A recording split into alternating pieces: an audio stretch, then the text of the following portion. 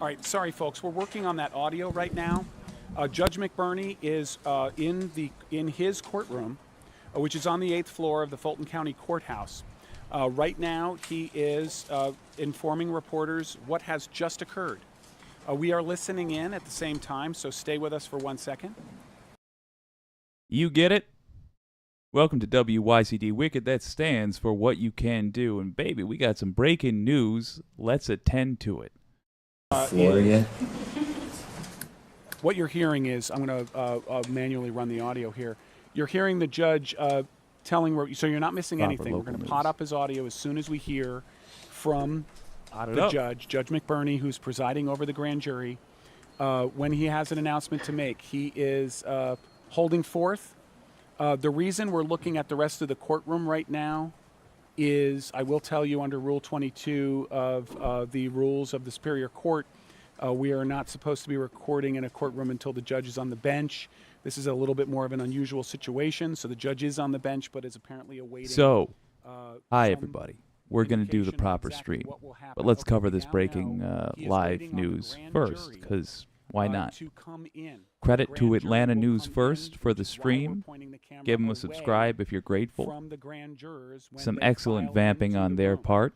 True masters of the art of local news, which is the same as the art of national news, only it's done with like a handful of people that are paid ramen noodle money. Deliberation or a vote or to hear testimony. Typically, it's the same grand jurors are present for those who then deliberate and will possibly hand up indictments. This was an incredibly quick period of time from when they stopped listening to witnesses and started deliberating. But it appears as though we have a decision on no bill or true bill on indictments on unknown individuals at this point, but including no bill or true bill on the former president of the United States, Donald John Trump. You'll see that in the courtroom, Doug Reardon is there holding his cell phone, Atlanta News First reporter, a political reporter. I'm told the convoy is mobile. Okay, so you just heard that. I potted that audio up. From the convoy is mobile. Deliberation room. So, the different checkpoints. Okay, so apparently it's not clear exactly what convoy. Do you think there was enough evidence to which the judge would be referring? with the because as far as we knew, the grand jurors were meeting in the grand jury room, which is adjacent to the district attorney's office. But I want to hear him inside the Fulton County Courthouse. The idea that there is a motorcade of some sort coming through a checkpoint may indicate that other principals have been summoned to the courthouse to attend. That's just speculation on my part, but given that the grand jurors we know were in the courtroom, or courthouse I should say, because we know they were listening to testimony from people we saw go into and leave the courthouse, and they've been tweeting to us. So the grand jurors presumably are on the other side of the judge's chambers, but we are awaiting other people. We'll know when things are happening because we will visually see the courtroom change, as he explained. So I'll keep a hairy eyeball on that. How are y'all doing? I'm Chief Investigative Reporter. Hell of a way to lead into this stream. But if you are just joining us, this is What You Can Do. This is WYCD Wicked. That stands for What You Can Do. My name's Jake, and we are currently covering the jury findings, the grand jury findings in the, or decision, I guess I should say, in Fulton County, talking about whether or not Trump interfered with the election. Now it feels like a hell of a moment. I'm not gonna lie. It's the tension is notable. That man just made me jump a little bit. But let us remind ourselves, there are very, very few cases, when you set aside the politics, very few cases where the accused is recorded doing the alleged crime.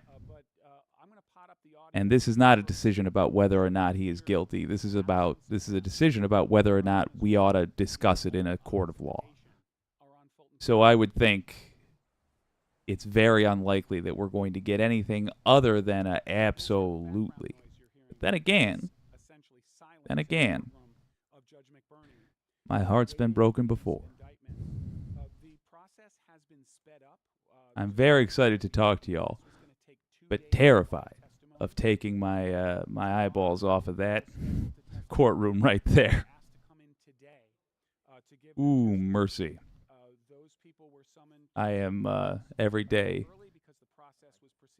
more appreciative of the suggestions you guys have had to have an audio element for your comments. Just the pure convenience. Oi. All right, I'm going to turn up that volume a little bit while I read. Nope. Okay. While I read close some down of all your the streets around comments. the Fulton County Courthouse unless there's an announcement forthcoming. To respond. And to that. One so moment. the even money is all on the side of some kind of indictments being handed up. The reason we say handed up and not handed down is judgments are handed down by judges and indictments are handed up to the judge by grand jurors.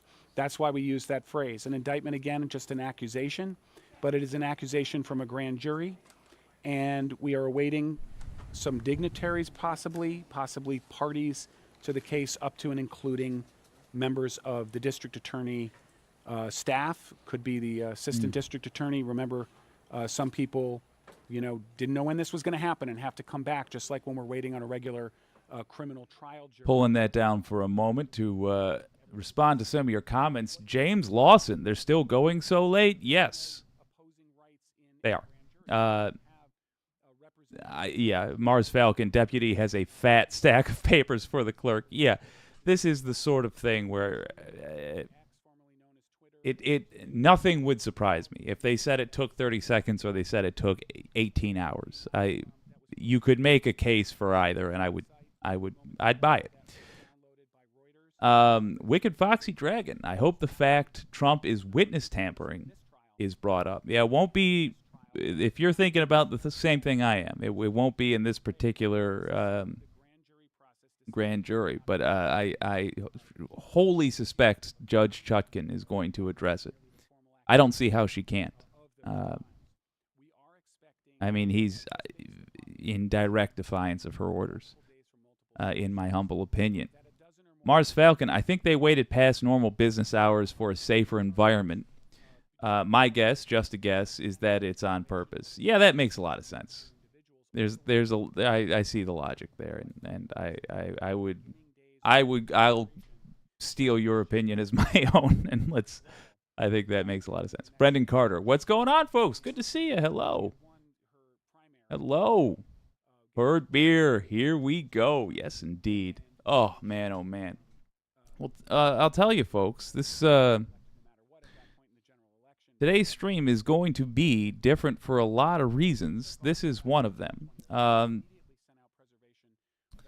Another is that we can help ourselves in a long-term way today,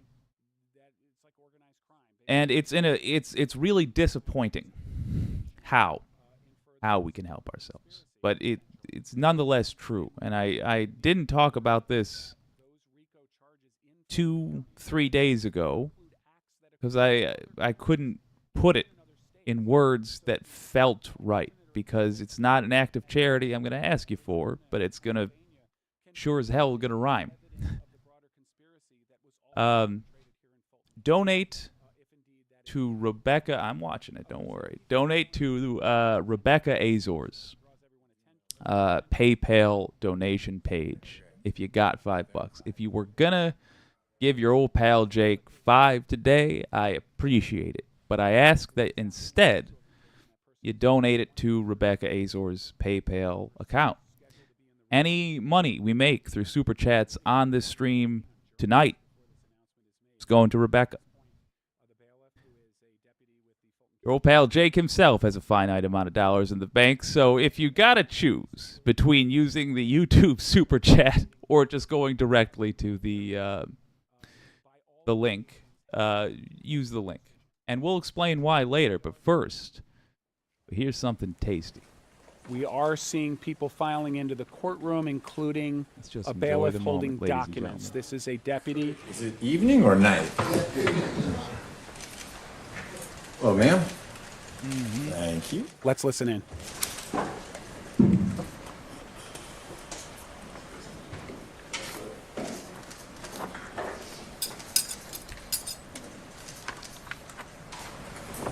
It's going to be tasty.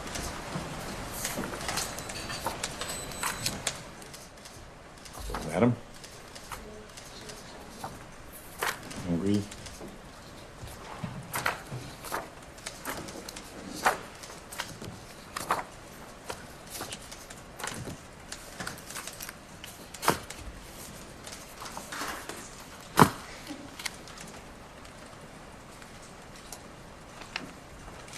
Oh, Your Honor. Read me some poetry.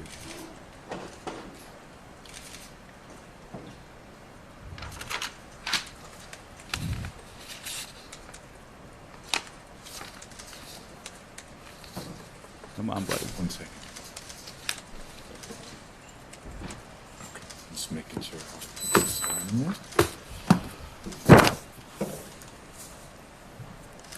Mr. Royals, everything went as it should have in front of the grand jury? Yes, sir. All right.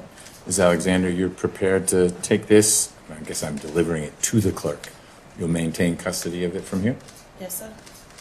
Oh, yes.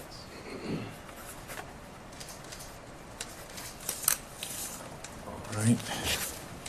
Those are for you. Do you take the certification or does it go with Madam Clerk? All right.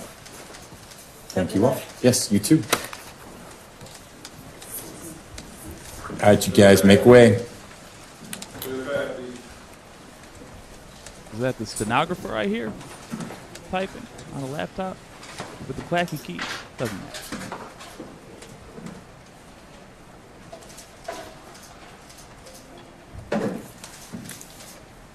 The question leading into this. All right. Thank you, What Sheriff. happens if it comes back? Good luck the rest of the evening. You bet. Yes. What happens if it comes back? No. That's it. Was it all you hoped it would be? Can you tell us what it says? I did get a good look. So, He's you got all need jokes. to leave? I mean that politely and nicely. You've had a long day, but these folks can't go until you all go. I know we had talked about leaving the equipment here. Don't leave the equipment here because you're not going to want to be here tomorrow. You're welcome to be here if you don't have a Rule 22 for what's going on tomorrow. Just good old trial stuff. No. Come on. There can still be. Okay, so there's still a little bit of mystery as the papers you saw, that packet of papers that the judge evidently signed and then handed back to the clerk. Exactly That's what on their those end, it's not papers ours. say, whether they are the indictments that everyone has been anticipating, remains to be seen. We do know that All the right. court is going to make these statements and the indictments available, whatever it is, on their website. So a lot of people are now refreshing their computer screens to see when that information is posted. But this is the grand jury that is Okay. deciding. So what's happening is they're switching over the audio feed as well as cutting their video because they've got to move their camera, which I assume does have a TVU unit attached to it, but is nonetheless difficult sometimes to move. Anyway, they're not allowed to have the cameras in the courtroom, but don't be disappointed. Either they'll be allowed to set right back up after the jury comes back, or more likely, they will have a reporter simply standing there in the courtroom, and as soon as the jury says reads its verdict, that reporter will walk out of the courtroom and talk into a phone and tell them what happened. So we're going to find out. So, and now wrapping up about 9 o'clock tonight, And there were a number of witnesses who testified, including former Lieutenant Governor Jeff Duncan as well. We heard from him earlier. We'll hear from him in just a bit, including a journalist as well, and also State Representative Bee Wynn and Democratic former State Senator Jen Jordan. Let's head over to Atlanta News First anchor and attorney Joy Lim-Nakrin. And Joy, we understand, we can see the courtroom has been cleared. All the journalists, camera people, everyone has been told to leave the courtroom. But what happens from this point on? Yeah, so obviously the important thing that we've got to do is find out what is in that paperwork, right? And the way that it works kind of big picture when, it comes to indictments is the prosecutor, in this case Fulton County DA Fani Willis, essentially makes her case to this grand jury, arguing why they should vote essentially yes or true bill on the various counts, on the various criminal charges.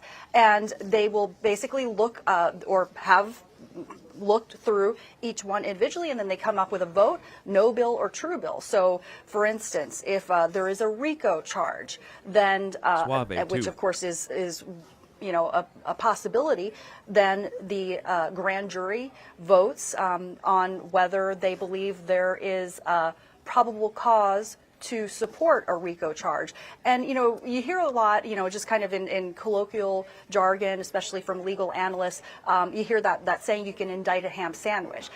What they mean by that is that the standard of proof, the burden of proof under the law to issue an indictment is much, much lower than to actually find someone guilty during the course of a prosecution. If someone's actually convicted during a trial and so forth, it has to be proven beyond a reasonable doubt that that person is guilty of any given count. But when it comes to an indictment, the burden of proof under the law is something a lot lower. Again, something we refer to as probable cause. That's similar to what is used by police to justify an arrest, and it basically means more likely than not. Also important to remember that this grand jury has only heard one side of the story. They have heard a case being presented by, a very proficient prosecutor, Fani Willis. They're just hearing her case, and then they're deciding, is there enough to go forward with this? Is there enough to issue a true bill, count by count, for the various charges? All right. While we're waiting on that, I'm gonna let y'all decide. Let's be democratic. Why not? In the spirit of this goings on poll for the Wicked Senate, it's in the live chat.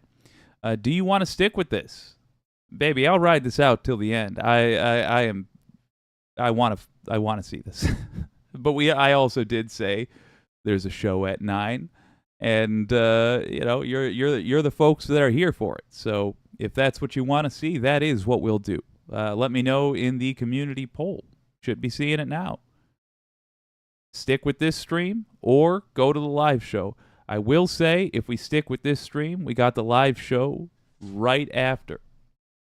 And it might be a little annoying. To the 2020 election, we know that, but I'm going to maintain some of that volume so I can track it a bit while I look at this poll.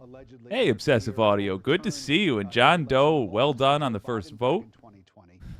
Christy Zilkowski. I haven't waited for something with such anticipation since I was a little girl the night before Christmas. Please, for the love of everything unholy, tell us already. All right, fair enough. Fair enough.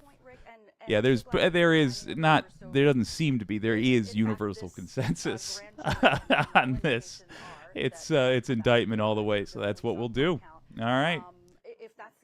I do then want to take a moment to tell you what the purpose, the main thing we can do tonight, no matter what all this other stuff is, with tonight's stream. In the pinned comment, there's a donation link to a leftist voice named Rebecca Azor. The details really don't matter, and the story is not that interesting. She got hit with wild financial burdens out of the blue. It's the American story. An old college debt got called up. The collectors said, nope, we've decided, since we are owned by a different company now, we're just going to collect. We're garnishing wages. So she's left on a budget that is given to a person who is preaching the truth, she's left to try to live her life with that, and no savings, no nothing. And I'll tell you, it ain't easy. She could use financial help. But I was agonizing over how to phrase this, because frankly, it ain't a piece of charity that we're offering. This is not, I didn't even list this as a charity stream. It's not. I view this as an investment. I've looked at her work. We need people like that. You, me, will benefit from her being motivated to still do what she does every day. She works with Ben Dixon. She's got a background in doing that right there. What you're seeing, that's Rebecca Azor's background. We want professionals like that, pitching things for the left. So, if we don't want this situation that we're seeing happening again in 10 years, because leftist voices were not taken seriously, because we didn't have people like Rebecca Azor, and they only had grown men that chose to wear mustaches for some reason pitching the case, then the thing to do would be toss $5 her way. $10. Buy her a pizza, but instead of physically buying the pizza, just give her the money that you would have spent on a pizza. It's cheaper, and she can pay her rent with it. So help her out. If you do nothing else, do that. That's my pitch to you. Let's get back to the fun stuff, because, baby, we earned this. Towards what I hope will happen, but if the grand jury comes back and does not see an indictment pending, then I will respect that wholeheartedly. Everyone has their rights, and I respect that all the way around.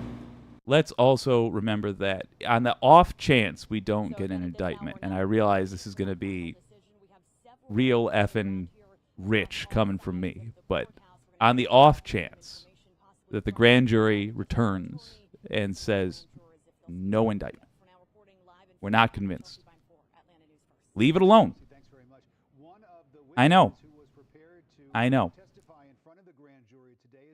Leave it alone. We need to make a show of our lawfulness, and eyes will be on us tonight, one way or the other. It's not going to be hard to show how lawful we are if things come back the way we expect them to, but if they don't, understand that there is more to be gained in keeping our together than there is in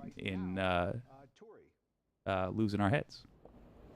Rick, you explained it, but hearing it from the person who lived it is way more significant. So I'm here with George Cheedy. We're going to pan over. So just walk us through that day in December 14th. You're at the Capitol. Walk our viewers through what that moment was like. He's an independent journalist. So I was there in part because I was concerned that there would be extremist activity because of all of the crazy things that had been happening leading up to the electoral vote.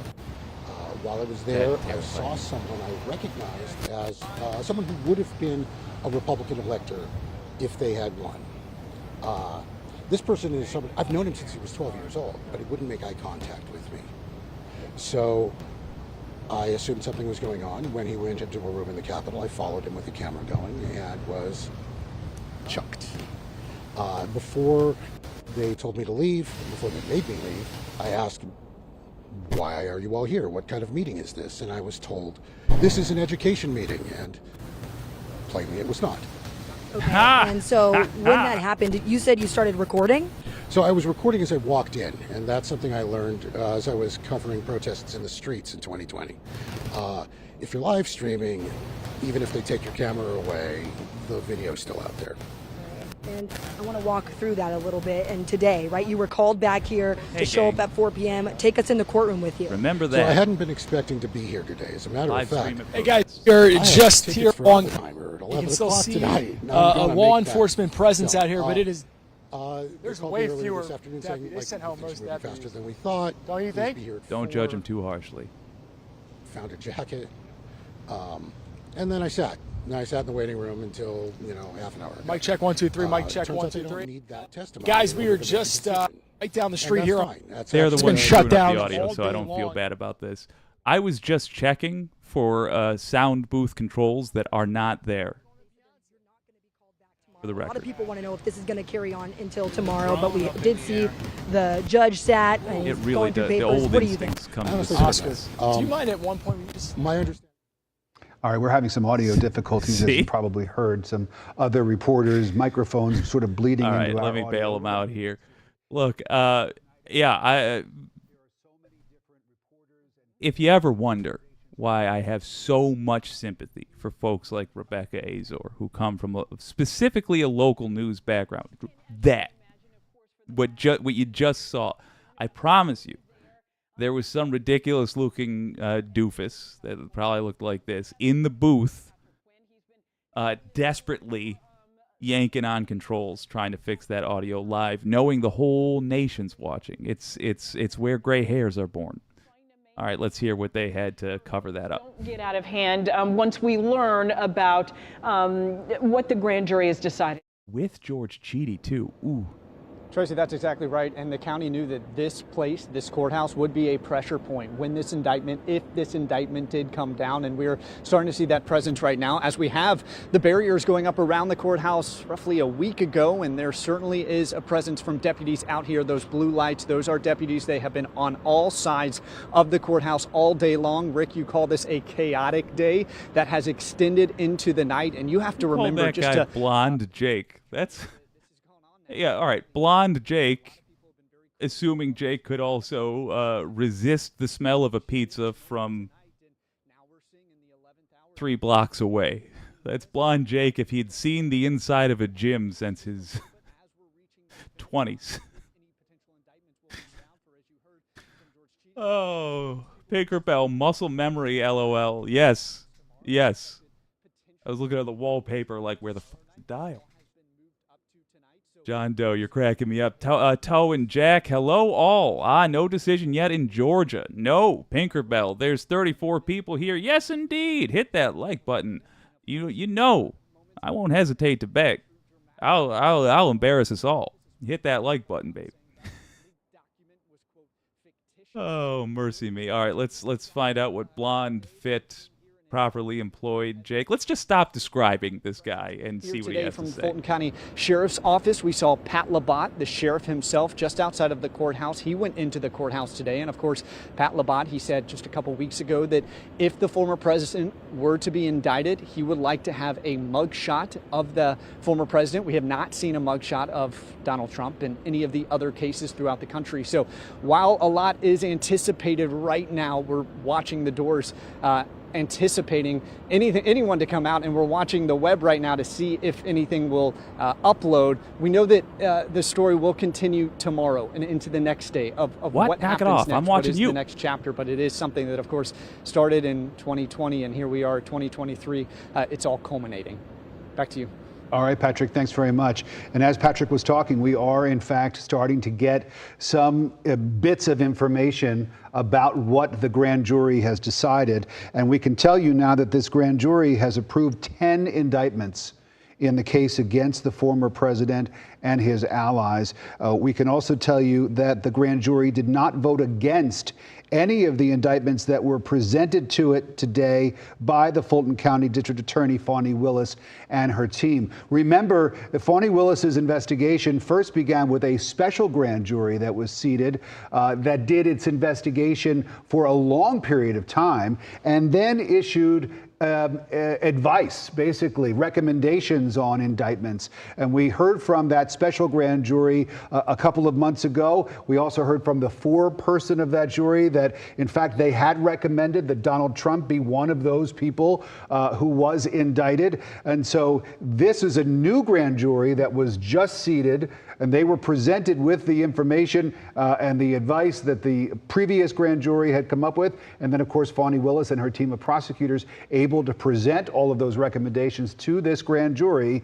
And apparently they decided to go along with every one of the recommendations. Now that's why you have a proper anchor. I kept trying to jump in for the cut in, but it was a good Timeline of recap. this has been a long process, as Patrick had mentioned. Fani Willis came into office. Sorry, y'all. Now I'm too invested. I can't go away from it, except to read what y'all have to say. Oh, celebrating. I love it. Mars Falcon, word from a bird that saw that fat stack of indictments says the number 10 was written in the space for how many indictments there were. Who they are against is still a Scooby-Doo situation. Yeah, the Scooby-Doo situation is, I mean, I want to find out. Let me put it like this. There was one other character that was heavily lampshaded in this episode of Scoob and the Gang. I know I'm going to see him when they pull off that zombie mask, but I wants to see it. I wants to see it. Also, that guy's glasses allow me to say, on behalf of everybody, whether they're willing to express it out loud or not, yes! Hell yes, dude. That's what I'm talking about. A little pop in the style there. You could do with a tie, son. But other than that, fantastic. Presented to them and approved it. These indictments have been in process for so long, I'm certain that they were thoroughly vetted by D.A. Willis's finest people, because the president and everybody else accused is going to contest the form and perfection of these allegations as written indictments returned as a true bill. So it doesn't surprise me that they were all true billed. What I'm surprised at is, like CNN's reporting, the 10 separate indictments. That provides a great amount of discretion and storytelling ability, because that's 10 individual cases, individual counts under that, and individual defendants under each indictment. And so that's what I want to ask you about. So when we're talking about 10 different indictments, under each of those 10, there can be numerous counts, right? So when we're talking about one or let's say multiple indictments, could multiple of those indictments be against one defendant? How many defendants are we talking about? So the way that I'm interpreting what's being relayed, and this is super hot, this is just happening, we're waiting to confirm everything. Each indictment is an individual case number. It will be 23 SC number. That individual case can have an unlimited number of charges and an unlimited number of defendants, as long as they're related to some core central case. So there can be a leg of a case represented by indictment number 1, and then a different leg of the case with different people and the same people in a separate indictment. And what we're seeing right now is reported is 10 separate cases, each of which is going to involve some of the same people, telling a very complicated story that allows Madam Willis to cut apart. We were talking earlier about cleaving individual portions of the case away. Say there is the Coffee County portion. She can effectively pluck those individual cases in an effort to prosecute all 10. I'm assuming y'all get it. So each element of the case, each separate thing each separate crime charged could have different people. It's not that they're all being uniformly charged. The thing that unifies all of these things is the greater crime. For example, if it's a bank robbery, one person might be charged with assault with a deadly weapon when they fired a pistol into the air or over somebody's head. Somebody else might be charged with larceny for physically taking the money, etc., etc. Okay, look, Mars Falcon, you're super hot. That's not me saying it. That's the gentleman right there. This is super hot. You had it first. By a country mile, there is a delay on the stream. Necessary delay on the stream. No way to do it without a delay. And even with that, I read it from Mars Falcon before I heard it from that fella. Impressive. It looks like, again, not confirmed, we're about to find out, so speculation's fine here. It looks like 10's the magic number. Holy dude. Good job. Oh, lordy Lou. The thing I am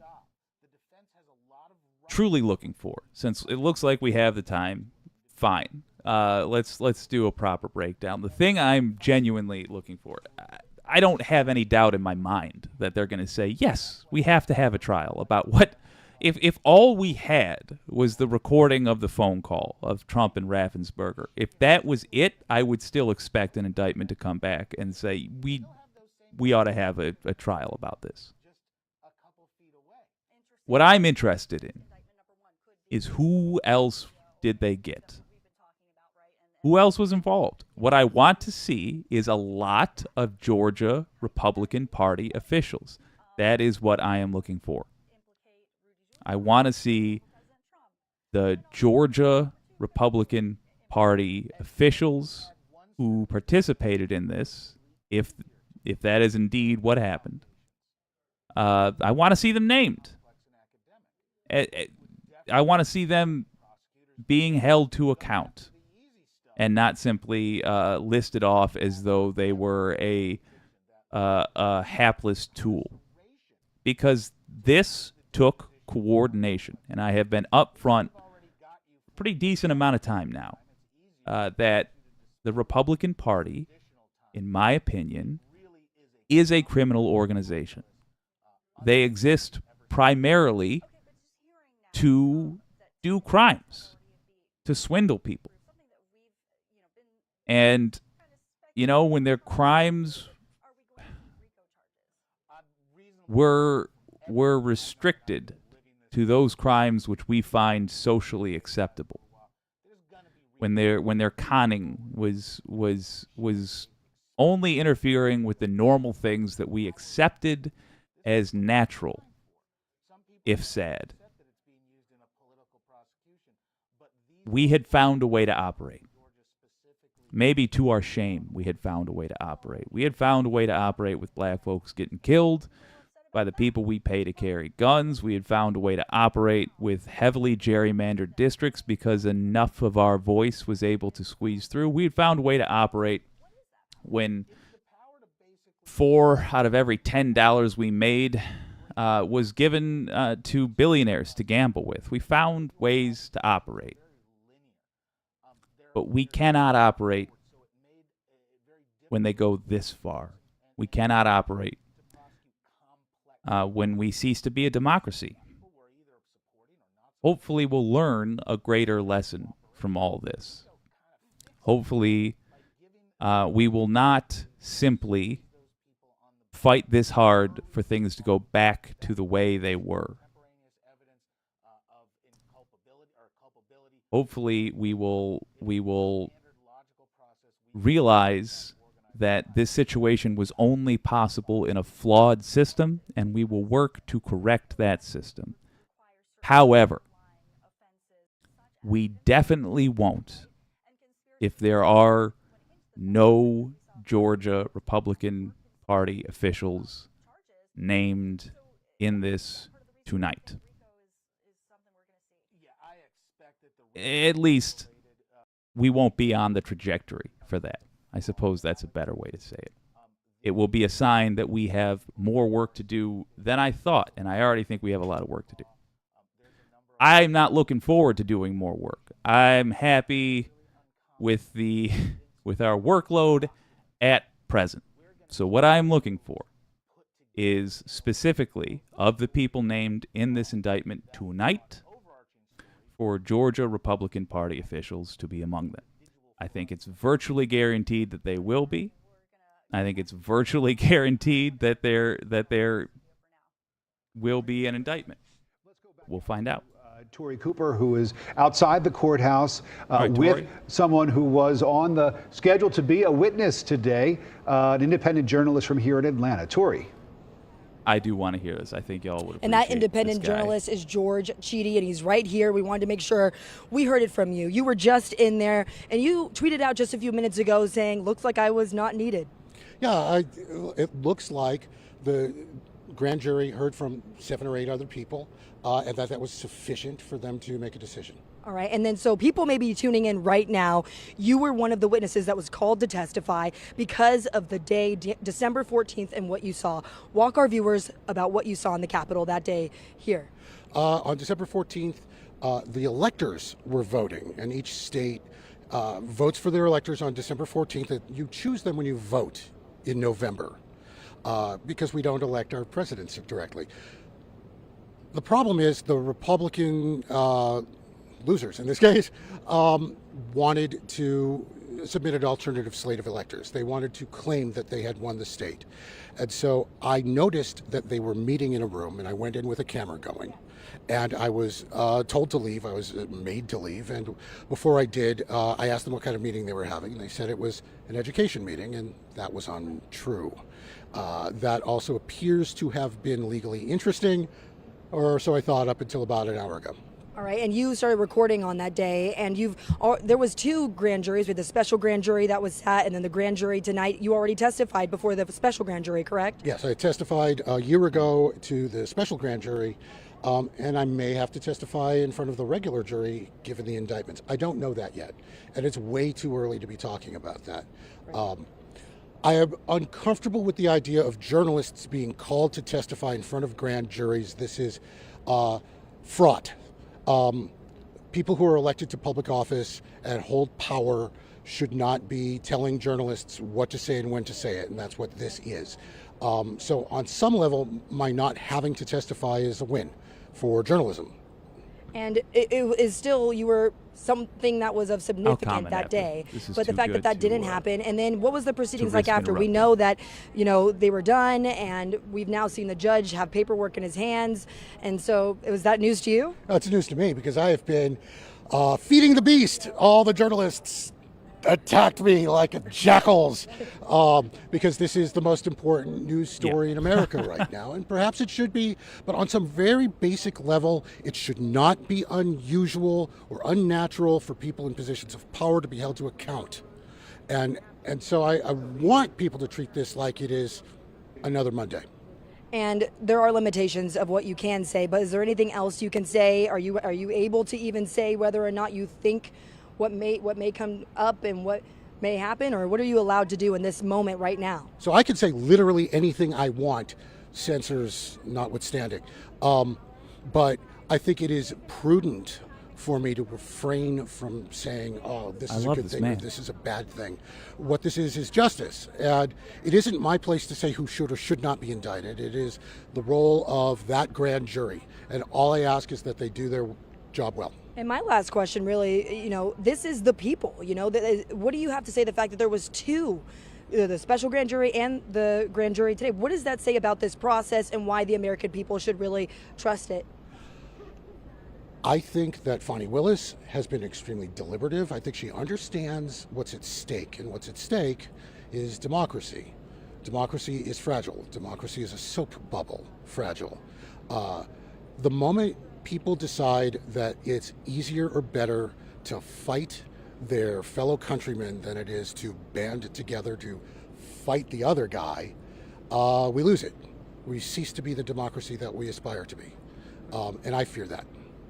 All right. Well, thank you so much, George, for letting me grab you twice. And I know that this has been a grueling process for you. Yeah, I've got Oppenheimer tickets at 11:15 in Buford, and I'm going to make that movie. Make it before another reporter was going to be here. So, I mean, come on. This is on, but whatever. All right. All right. Thank you, George. All right. Back to you guys. Tell George the movie's 3 hours long if he's seeing it. It's almost as long as a Wicked stream. Ha-cha-cha. Actually, it's longer. So, look. George Chidi, why didn't they need him? I think he pretty much covered that, actually. If they could possibly get away with not using him, that's what a good judge would and should do. Worryingly, if a judge was a Trump cultist and wanted to give Trump every possible option, another thing they would do is get rid of as many of the witnesses for him through procedure as they possibly could. That's unlikely. I wouldn't even... All right, never mind. The person I was thinking of, I absolutely would accuse of that, and I withhold the right to be a child about it later. But no, that's the responsible thing to do. If he was a journalist who, in the course of his job, accidentally became a witness. That's what it comes down to. George Chidi was there to film. Imagine you were there to film a documentary in the 70s about the Democratic National Convention. And so you're there in the Watergate Hotel getting B-roll footage of, however it is that's set up. And in the course of that, you see a bunch of shadowy figures creeping through a hallway with the lights off. And so you turn your camera on them and you start filming. You go from being a journalist to being a witness at that point. Now, when exactly? When is that line crossed? When did the person switch from being the one to the other? That is one of those questions which is perilous to try to define. And the longer we can go on as a society without having to define it, the better off we will be. So the court did us a solid there in not answering that question and letting a future generation answer it if they must. And the reason it benefits us is because there will never be a fully satisfactory answer, and as long as there's precedent, as long as there isn't precedent, or as little precedent as we can get away with, we can have the benefit of defining it as needed in the future. That's one of the few reasons it is nice to have a case without, as they call it, precedent, without one that has not happened before in the court. You can go a little bit more off morals of the day and a little bit less off of tradition. But that's not a criticism of our system of justice necessarily. There's also a reason for that. Once a thing has been decided in court, it can be assumed ever after that the people are operating now under the same understanding. And what is reasonable to assume here or there changes. So, in short, George Chidi not testifying or not being needed today, I should say. That's good. That's a good thing. In addition, again, I stress, this is the case where the guy is on a recording, and we've heard the recording. And there could be other recordings. I take it back. There are other recordings, it turns out. But, I mean, sort of like any amount of a used needle is a handful, You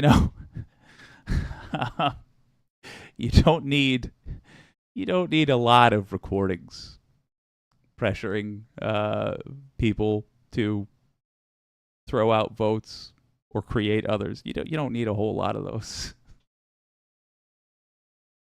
Well, I see no better opportunity.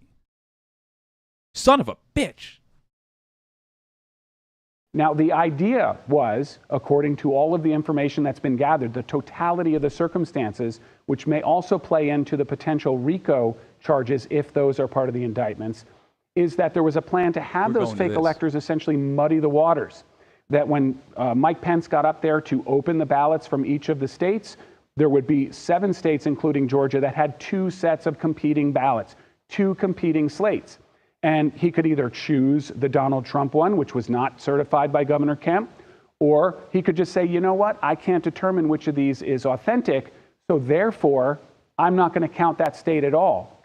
The vice president, who's the president of the Senate, did not have that power, and that's what Mike Pence asserted, and that's why he didn't do this. But had he done it, and this is the important point wrapping up here, is that had he essentially discounted those 6 or 7 states with competing sets of ballots, what would have happened is it would have been thrown to the House of Representatives. Because if nobody gets 270 electoral votes, the House of Representatives picks the president. And at that point, it was 26-24 in terms of state delegations where it could have gone toward Donald Trump. except that one state, Wyoming, only had one representative, and that was Liz Cheney, unlikely to vote for President Trump. It would have gone 25-25. It never came to that, but because they certified that they were the duly elected electors of the state of Georgia, that could make it criminal, that could make it forgery, and it could be one of the indictments we are expecting to see tonight. And Brendan, you mentioned the quote unquote fake electors in Michigan who have already been indicted on state charges there. We'll have to wait and see if any of the Georgians who were a part of that face any charges when we read more about these indictments. But they include some pretty prominent people who are currently serving in government here in the state, including our lieutenant governor. Well, and I'm glad you brought that up, because some of these defendants, or I guess you could say people who were investigated, who are these alternate or fake electors, actually entered in immunity agreements with the district attorney. So they agreed to cooperate with the district attorney and were provided immunity from those state charges as a result of that cooperation. We think David Schaefer wasn't one of them. He was the chair of the GOP in the state of Georgia, and he, was essentially one of the leaders of that meeting. And that's the meeting that George Chidi was talking about. I thought it was Chidi. Just quick update. They say grand jury approves 10 indictments. I saw one indictment for sure. We do not yet know, in my opinion, the main thing, which is who. Who. So I'm going to be an owl tonight, asking that question until we find the answer. Charged by Fani Willis, but others could be charged. And you're right. One of the people we're talking about is our current lieutenant governor. And, I guess we'll see soon. But again, these clerks are working hard. They're also working overtime tonight. But 1 to 3 hours when we know indictments have been handed up and we just don't know what they are yet. Burt Jones is the name of the lieutenant governor who is alleged to have taken part in that fake elector scheme. We'll see if his name is attached to any of the indictments as we begin to learn more about them. What I want. Thanks, Brendan. And right now, let's head out to Atlanta News First. Patrick Quinn, he's on the ground there outside the Fulton County Courthouse, been covering the story. Well, that's up. I'm gonna keep looking for updates. Anti-corporatists talking about coverage from around the airwaves tonight. Yup, Mark Levin is, of course, sputteringly incoherent about the whole thing. Incoherent about the whole thing. Indicting the former president on such flimsy charges will be the end of our democracy. Blah, blah, blah, blah. Yeah. Binker Bell. Oh, yeah, having issues. Yeah, we are definitely having some issues with the stream. Of course. As time goes on, one hopes it'll get better. But again, I stress, we're going to stick with this puppy for just a little bit. I'm going to cut to their coverage for a moment while I look up if we can get any juicy deets. Or any sort of rhetoric outside of the courthouse today. Of course, that could all change tomorrow, and it could certainly change if the former president does come to town. Now, I do want to mention that as all of this is happening, and at this moment we do know, or it has been reported, that there are 10 indictments, but I haven't seen a list of those charges. I can't really go into detail. As this entire process has been going on, there's almost been a secondary process. Uh-oh. Oh, that's bad. That's happened in response to this investigation, and it's the politics around indictments, and we certainly have seen a lot of back and forth between Republicans and... Well, good God. Okay, so he's going to go on about politics. That's fine. Heads up, I'm looking at Reuters now. Georgia grand jury. Oh, you know what? Let's look at this together. Updated 2 minutes ago. We're going to jump back to that other thing, certainly. But first. No, this. Georgia grand jury, son of a gun. Probing Trump's election subversion, returns indictment. The case brought by Fulton County District Attorney Fani Willis could add to the legal woes facing Trump, the frontrunner in the race for yada, yada, yada. Earlier, Fulton County clerk, blah, blah, blah, blah, blah. Oh, my God.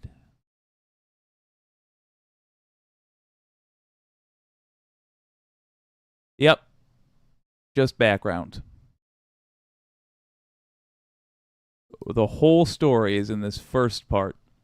The grand jury in Georgia investigating Donald Trump's attempt to overturn his 2020 election loss handed up a criminal indictment on Monday, though it was unclear whether the charges involved the former president. I don't think that actually is all that unclear, if I'm honest.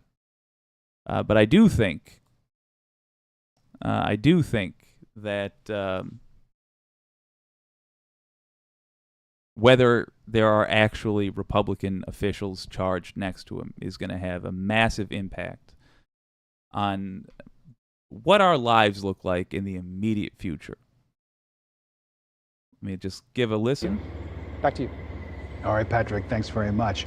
She, of course, has been the target of attacks from the former president. He has used his social media platforms to go after her. Let's pause for a moment to talk about the what you can do of tonight's stream. If you want to avoid things like this in the future, the kind of stuff that happens when you don't have competent, professional, leftist voices out there, may I recommend donating to the pinned comment in the description. That will help out somebody named Rebecca Azor. She's an extraordinarily professional leftist. There's a lot of folks on the left. Gigantic tent on the left. There are precious few people who can swim in those waters, because the more capable you are walking amongst some of those devils, the more they'll try to keep you on their side with little pieces of comfort, little attaboys here and there, little promotions, little TV spots. So long as you keep making a solid case for not changing things all that much. Having more leftists like Rebecca Azor is it's going to make our lives easier. Having her do the show she does, she works with Benjamin Dixon, she has her own show. It's going to help us. You and me. I don't have this as a charity stream because it is not that. I just don't see it as that. For that matter, also, I don't think that we'll get noticed any such way. But for that matter, if you were gonna toss your old pal Jake $5 tonight with the super chat, if you were thinking about $10, we'll do honor system. Just put in parentheses, in big bold letters, donated to Rebecca, and I will read it as though it, and Foxy, help me out with this. If you spot him, I'll read it as though it's a super chat. But just donate to Rebecca. And if you do donate, if you don't want to work with PayPal, that's not your thing, but you are comfortable donating through YouTube, okay, cool. Anything we receive tonight is going to go to Rebecca Azor's PayPal account. Couple of reasons I'm excited about this, but we'll listen in a second. Through there, my photographer and I did a big lap around the courthouse earlier tonight, and police told us that we could not film on the backside of the courthouse or the road closer down there where we. That threw me for a moment. I apologize. Yeah. Wicked Foxy Dragon. I can't believe Trump can file legal documents under the name President Donald Trump. Yeah, that is rather galling. One more thing on Rebecca Azor. Anything you guys donate tonight, I will pass along to her PayPal. But I really want to stress to you guys, in my opinion, this is about the cheapest. If you're going to do political-minded donating, I think this is the cheapest bang for your buck you can get. The amount of money this gal requires in order to go back to just the life she was leading up before her current financial woes, is a laughably small amount of money. It is the kind of thing that a couple YouTubers' audiences could make happen. We're talking a couple of grand that collectively we got to scrape together. In exchange for that, what we are going to get is somebody who from now until presumably election night in 2024 is making a case for the same things your old pal Jake is going to be. It will have a ripple effect. So if you've got just $5, if you got $10, if you got $15, link is pinned in the comments. It's also in the description. Toss it to your old pal Rebecca. Diana Dean, well, hello. Hello. Good to see you. And Vote Blue Wireless Mic. Yes, sir. Yes, indeed. That's it exactly. Mars Falcon, Aussie. Oi. Testimony, recordings, among other things. A big question that has repeatedly come up. Can President Trump pardon himself should he win the 2024 I genuinely want to hear election? this. Let's find out. Presidents can pardon themselves for federal charges. So if he wins this election, he could pardon himself on the federal cases. However, he cannot pardon himself for state charges. And in Georgia, our governor cannot pardon the president for these charges either. Instead, that authority is granted only by the Georgia State Board of Pardons and Paroles. Rick, Tracy. Thank you, Rachel. All right, our Atlanta News First anchor and attorney Joylem Nakrin, she's in the studio with a guest for us to really kind of delve deeper into this tonight. Joy? Good evening, Tracy and Rick. So I'm here with attorney Josh Schiffer, who is a criminal defense attorney, former prosecutor, handles a lot of cases out of Fulton County. And, you know, we've just been having a lot of discussion here about what is involved in these 10 indictments that have been approved, that we've learned, you know, have all been approved. There have been no bills. It's all true bills. Oh, shit. Is on board with all 10 of those indictments that were presented to them by DA Fani Willis. You were explaining a little bit about the 10 indictments being rooted in 10 different fact patterns. There are 10 we have it different confirmed. It's circumstances. Yeah, each indictment is a standalone case. They can be related to each other, but they're not mutually exclusive, and they don't have a requirement of another case. They can each stand individually as a series of allegations relegated to writing. I thought we were going to hear what they are. By Fani Willis. This is not new information. They returned a true bill. 10 separate true bills is what it looks like. Each one of those true bill indictments can have multiple counts, and it can have multiple defendants. Now, this all is theoretically within the overarching investigation, the product of the special grand jury, but by separating it into multiple indictments, multiple charges within each indictment, it provides the state the most flexibility to prosecute the crimes as efficiently as possible. This allows her to choose which indictment. All right. For the record, that there's nothing unusual happening here. It allows. Okay. Yeah, that's just B-roll they're playing. That's not unusual at all. I have actually seen very few cases where there are not multiple charges pursued at once. Almost no crime is committed without a couple of other crimes. The crimes get real lonely. So it's normal, and yeah, it's cool that they're breaking it down, but I think you guys basically get it. These are all different elements of the same thing. When you're talking about indictments within the same case, and also it's a RICO case. It's about a big organization accused of doing a thing, an accused big organization doing a thing. So it was inevitable. Oh, mercy me. As long as we're on indictment watch, let me give a shout out to the letter hack.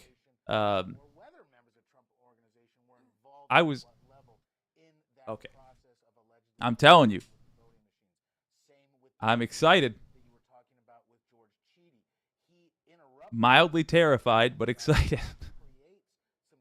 The thumbnail of tonight's stream was one hell of a shock to see. You guys alerted me to it, and I thank you.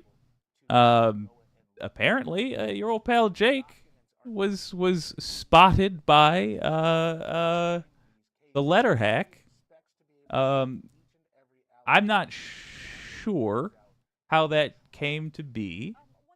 I do know that I was so proud of it that I told my mama.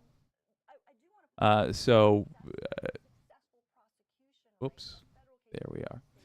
So that's generally a good sign. And I'm trying to vamp a little while I pull it up. Hey, that's entirely too large. Look at that. Here we go. You go just a little south here. You'll see where I'm going with this in a moment. But yeah, letter hack. Drew your old pal Jake. I was delighted by that and shocked. And the coincidence of it is that I was actually watching last night Rebecca Azor on the letter hack.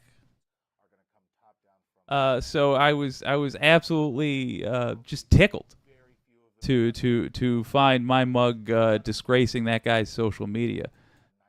There it is. And now that's normally the description that's the picture that's arrived at after the gas station attendant finishes giving his description. But in this case, it was the letter hack drawing your old pal. And thank you very much if he happens to be listening tonight. Look at that. Nailed the crumpled suit, too. That the corduroy. That made me happy. If he's listening tonight, which he's not because he's live right now, but if he's listening tonight, somehow, thank you, man. That was really cool. Very, very cool. I do not know how to handle it. Versus the end. It's a lot of dynamics. And if this is a complex novel, there are a lot of different storylines, and you just touched on one of them. These poor women. All right, let's see what y'all have to say. He's live right now. Oh, yes, indeed. Radical centrist. Looks a bit like a courtroom illustration. A grim portent for the future. You know what? Inevitably, when I'm in court for the things I say, do, and fail to pay, I'm going to try to do a best of for the courtroom sketch artists. Let me know all the famous sketches you want me to do. I'll try to put on a glove that's too small. I'll do the Trump. Let me know if there's some other stunts you want me to pull. But I think we can agree, though, that regardless, it's going to look like that. I'm not gonna be able to stop bragging about that. I can only apologize and acknowledge it. Good Lord. Wireless mic, so cool. Tawin Jack, nice drawing of you, Jake. I agree. It's incredibly cool. And I can't believe how well he nailed it. And as a fashion guy too, as I was watching the stream was like more than a week old, but to talk about Azor tonight. That's who I was watching, that interview that the letter hack did with her. And I did notice the tendency this man has to capture clothing well. Ooh. He's gifted. I dared not dream. The picture looks contemplative. Yeah, that's my only criticism. The expression needs to be 30% more vacant.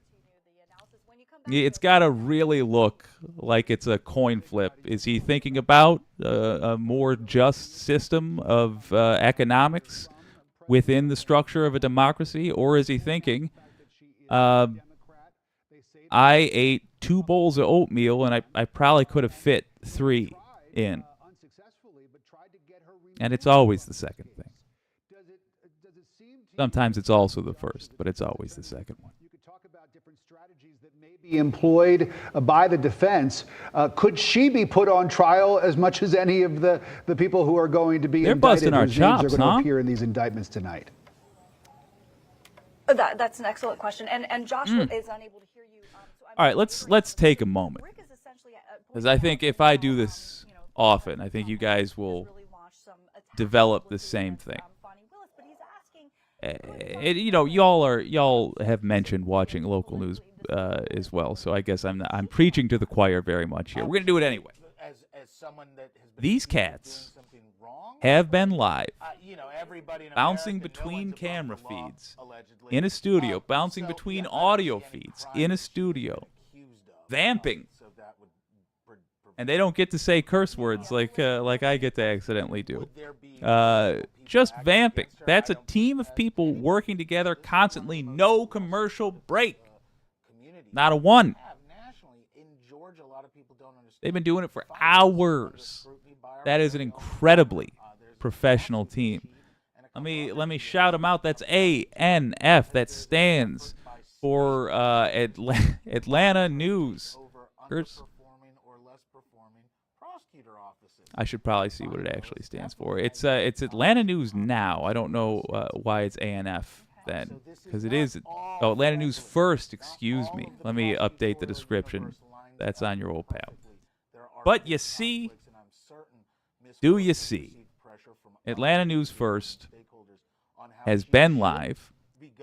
No major flub-ups. One audio issue. Let me tell you, in the local scene, that's a minor miracle. In 1,000 years, a religious sect will be referencing that sole audio screw-up as proof of the existence of God. In other words, that is an extraordinarily flamboyant way of saying they're doing good, and I'm proud of them. Tinkerbell, no commercials, no mercy. Yes. Yes. It's brutal. And I promise you their web team right now they've got newspapers, they're flapping at the servers. There's somebody with a rosary bead praying, they're waving incense oils at it. Ooh.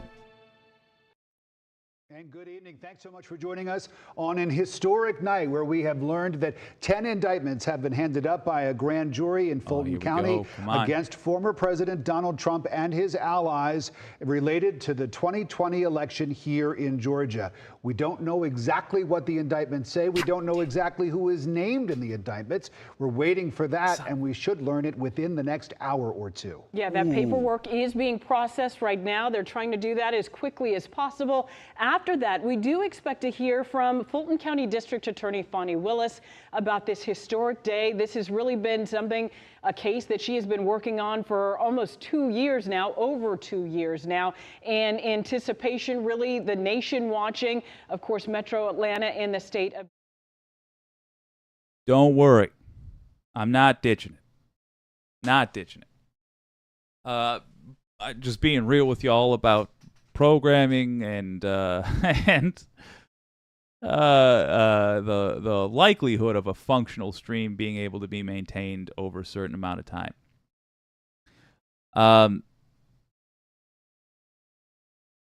First of all, that's the end of part 1 of that recording. Second of all, the things we have listed, the stream that was planned before Trump once again interrupted my life, that's happening. It might not happen in this stream because it may literally not be possible. But I want to talk about all that stuff.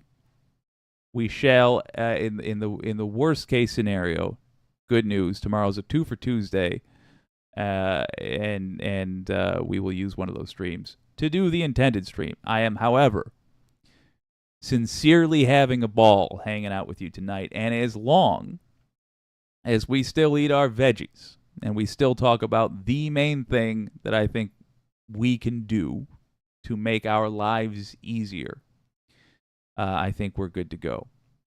So, to that end, let me just take a moment, and we'll go into her content tomorrow. I will show you some of the stuff she talks about and the way she talks about it, and make a pitch for Rebecca Azor, the independent journalist who, in my opinion, speaks for the left in a way that is incredibly difficult to replicate. I will make that pitch tomorrow.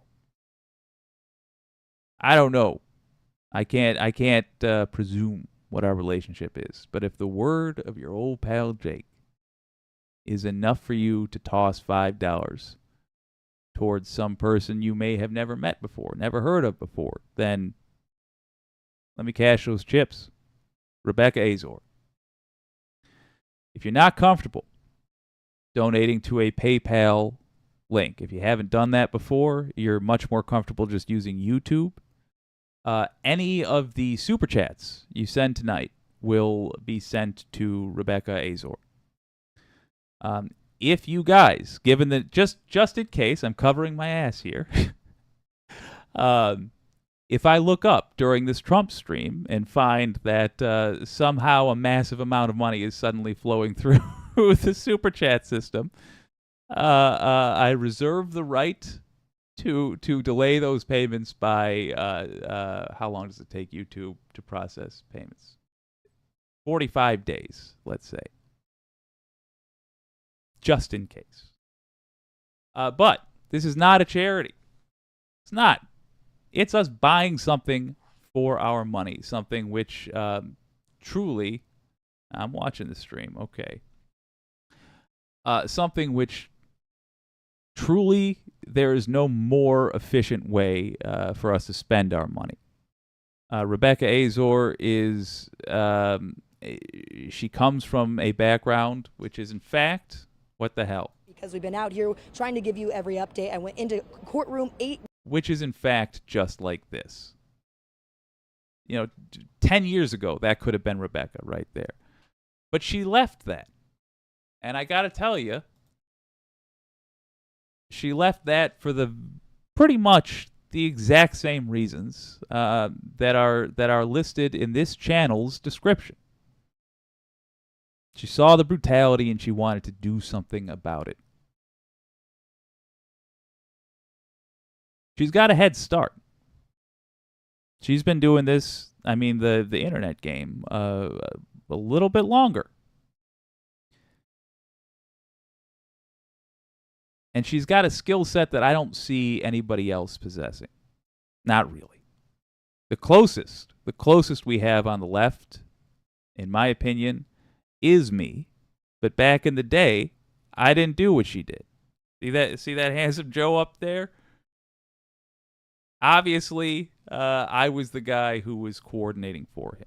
And I have openly expressed on this channel multiple times my desire to create a position that would be that Sven-looking guy, but doing pitches like this for the left. I think that's a necessary element to us moving forward as a serious political movement. We've got one right now. We've got a person doing it right now. The amount of good she will do between now and 2024, November, I literally cannot calculate. Both because we don't know what will be. We don't know how much her channel will kick off. But also because she is the kind of personality, the kind of professional that I would have dreamed up, but I didn't think actually existed until I heard about her relatively recently. So please consider donating to her PayPal link. And also, if you send a super chat tonight, it will be sent to Rebecca Azor. That PayPal, yada, yada. The link. The goal we're just trying to raise a couple of grand. $5 will be a massive donation. $50 will make her entire night. $150 will make her redo her calculations for what bills she didn't have to pay, or she wasn't going to be able to pay. I'm not asking you to dump all that. I'm just saying that collectively, from us, a relatively small amount of effort can go a huge, huge distance. Give it some serious consideration. In my opinion, and I'm aware that we're talking about or it's scheduled to be talked about, the Hawaii wildfires. I'm aware there's a donation link there too. In my opinion, the single most important thing tonight is keeping one voice on the left going. And it's not this one, it's Rebecca Azor. That said, even though it looks like we might not talk about it tonight, there is definitely also, if you got the money, a link to donate for that as well. There was a tragedy in Hawaii that was entirely predictable, caused by humanity, and it's the worst wildfire to my knowledge, in U.S. history. We will be speaking about this. We have a segment about it. You can donate to that, to relief efforts there. There's 2 locations suggested. To prevent, though, these things from continuing to happen, we do need to finally become responsible citizens of the United States who are led by responsible people. And in my opinion, in order to have that happen, we need voices like Rebecca Azor. So do, please, consider donating to that. And I will come down off the soapbox. But I'm going to stay on the pulpit because tonight, Trump's going to see Jesus. Let's check in with the Wicked audience, see how y'all are doing. Is anybody else celebrating on a Monday night? Is anybody else feeling that energy? I'm going to put on some Marvin Gaye and take a bubble bath, I think. It's the only appropriate reaction, I feel, to a true and genuine enemy of the people getting what's coming to them. And if you're just joining us, we are watching as the indictments are coming in for Donald Trump in Georgia. In the Fulton County case, this is the revolving around the phone call between Trump and Raffensperger and Trump's attempts, alleged, to overturn the 2020 election there. This is going to have huge implications for how the 6 other states where such a scheme was alleged to have been tried, alleged by the January 6th committee to have been tried, 6 other states, how they'll handle it, if they'll handle it. This will become the template for how how these cases are pursued. You are watching not only history tonight, but you're watching how history will play out up to 6 more times. It's wild, folks. Let's have a look at what the Wicked community has to say. Pinkerbell also celebrating. Love it. Paul Atkinson. Oh, you beautiful man with the $10 super chat. Very kind of you. Thank you. That will go to Rebecca Azor, co-host with Benjamin Dixon. A great voice on the left. She was, I should probably shout out her channel as well. But unfortunately, I don't have it up. Oh no. Well, regardless, oh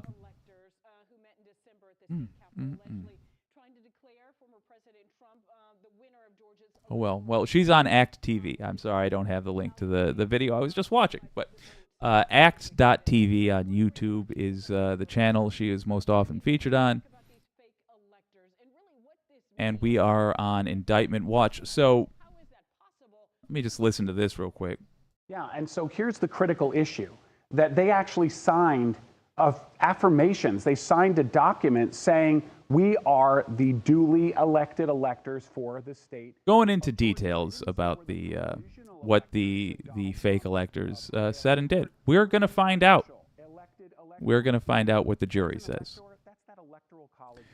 Soon, within 2 hours. I'm committed now, y'all. I'm sorry. There's just no way around it. I got to find out. You all whetted my appetite. Let's keep reading these comments, though. Elaine Sharp. Oh, hello. Domenico. Hell yeah. Just donated, Jake. Let us get this movement going. Hell yes. That's the future president of the United States right there, ladies and gentlemen. And it is much appreciated. Sir, you know you had my vote already. I'm not going to pretend like you just earned it. You've had it. But by God, you've made a strong case for the re-election. I'm looking forward to it. A lot of people right now are buzzing on Twitter. Oh, Donald Trump is going to pardon Christy Zilkowski, them boys, Trump and friends. By the way, we are joined by, in my opinion, YouTube royalty, Paul Atkinson from the True North Eager Beaver podcast. If you're not already checking it out, by God, I mean, it is as soothing in the morning as the morning pour itself. It is a fantastic show. It's been my great honor to be on it a couple of times, and I'll be real with you.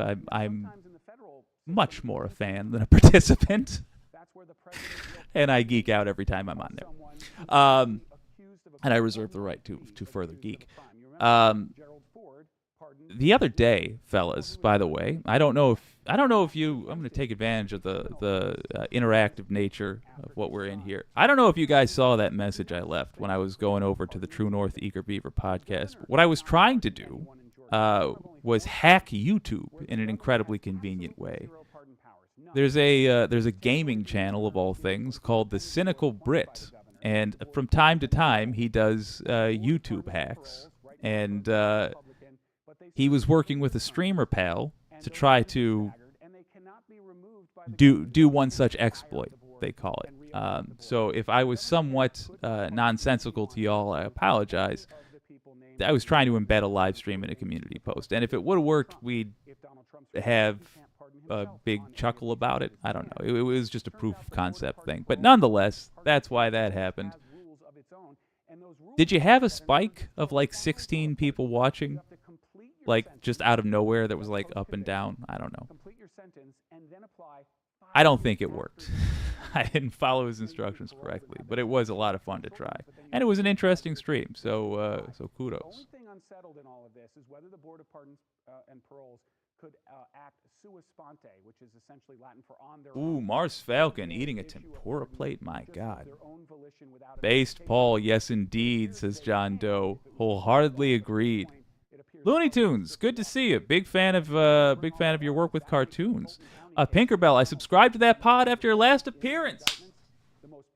It's good in the morning while I work from home. My word. Yes, it is. It is literally what I'm doing as well. I listen to it in part for inspiration, in part to see how some smooth cats lay down their political tracks.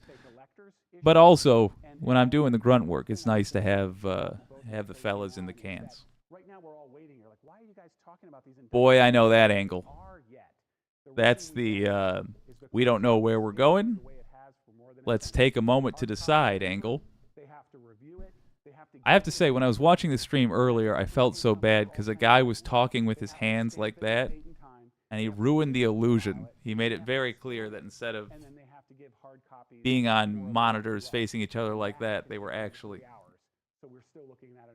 Here's another fun fact. Those heavy-looking desks, both of them, they are on wheels and can be moved around. Also a fun fact, those cameras that you're seeing there, don't be afraid that there's nobody behind them. They are being controlled from a studio. They literally are robots that you, or not robots, but they're literally drones, the cameras, and you operate them from a studio. It is a it's slightly sad in that the job of camera operators gets lessened,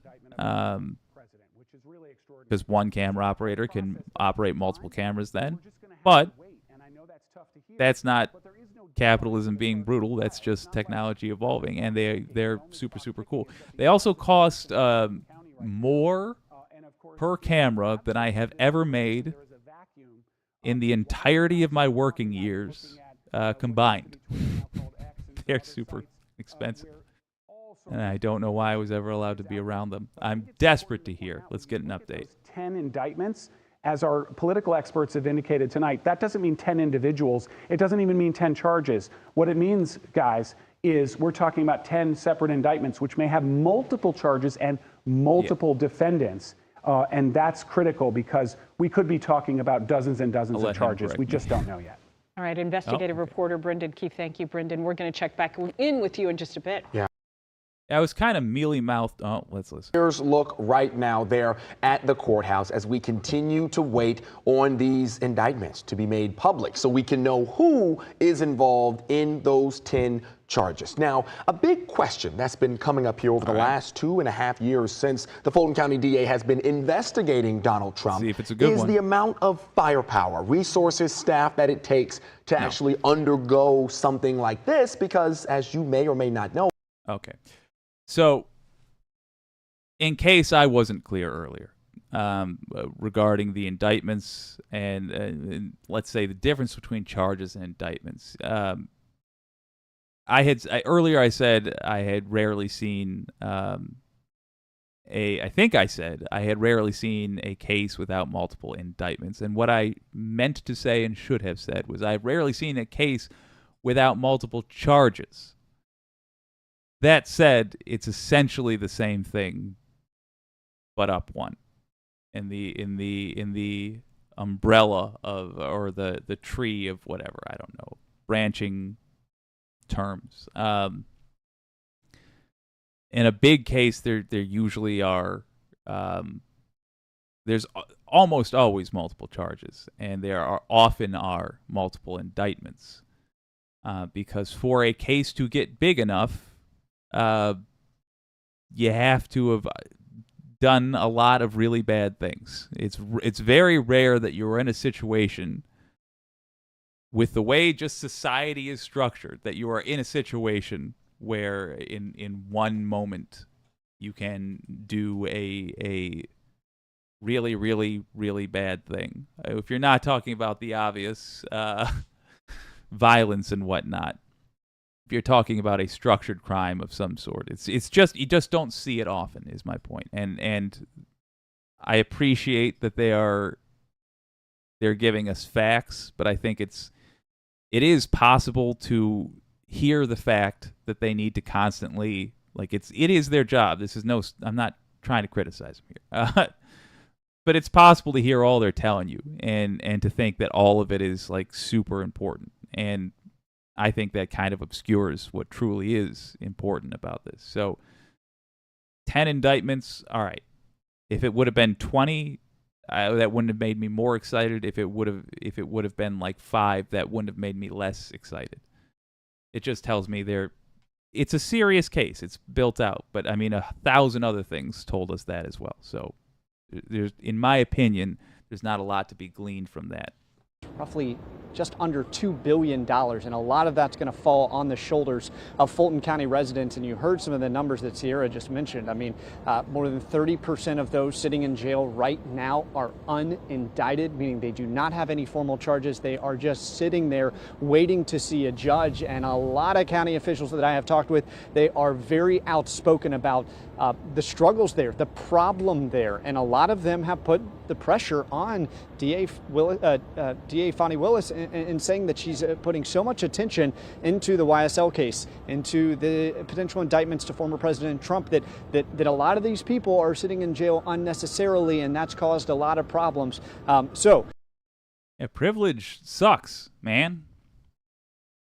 This is a case, in my opinion, where Fani Willis has done nothing that I'm aware of wrong, and yet Donald Trump gets more privilege. In this case, he has the privilege of being a danger to us all still, every last one of us. If you're in Maine, if you're in Minnesota, he's a danger to you. If you are in Texas or frickin' Tijuana, it really doesn't matter. Anywhere on earth, Trump is a danger to you. We need to get this fixed. Unfortunately, they're not wrong with what they're saying there. What we have discussed quite a bit on this channel is in the U.S. prison system, where, ironically enough, Republicans have made it a point to be as cruel as possible and to be as unhelpful as possible to these folks.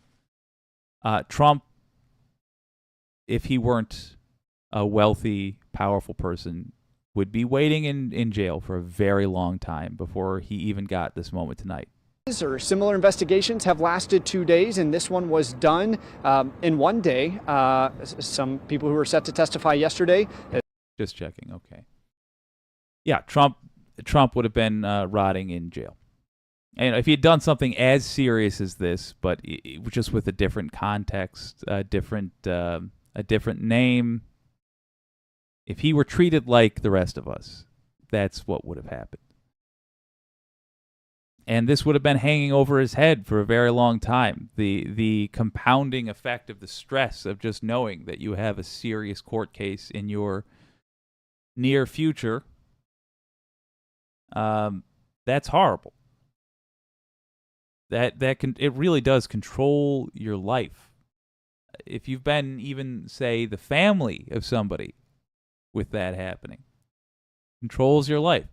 You think about other things sometimes, but really, in the back of your head, that's basically all you think about all the time until the day arrives. And a lot of folks that commit crimes as serious as Trump did, a lot of them think about that while they're already in jail. So Trump is getting privilege here. He doesn't even appreciate the privilege that he's getting. The frustrating thing is he will take this privilege that he has received and call it an insult. The speedy trial he's getting, which he is getting only because it is necessary. He is a danger to the rest of us with his ranting. And he has involved himself with a presidential election. Once again, not taking the hint when he is unwanted. He has forced himself into this presidential election. He's only got 2 fingers in, but as we've established, that's enough to be a bother. So, we need to deal with him.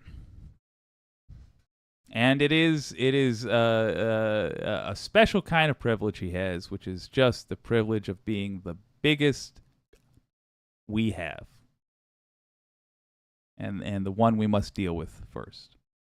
But it is particularly galling that he will take this gift, what you're seeing right now, is something that most other folks accused of serious crimes, as you've just heard, would have very much preferred for themselves.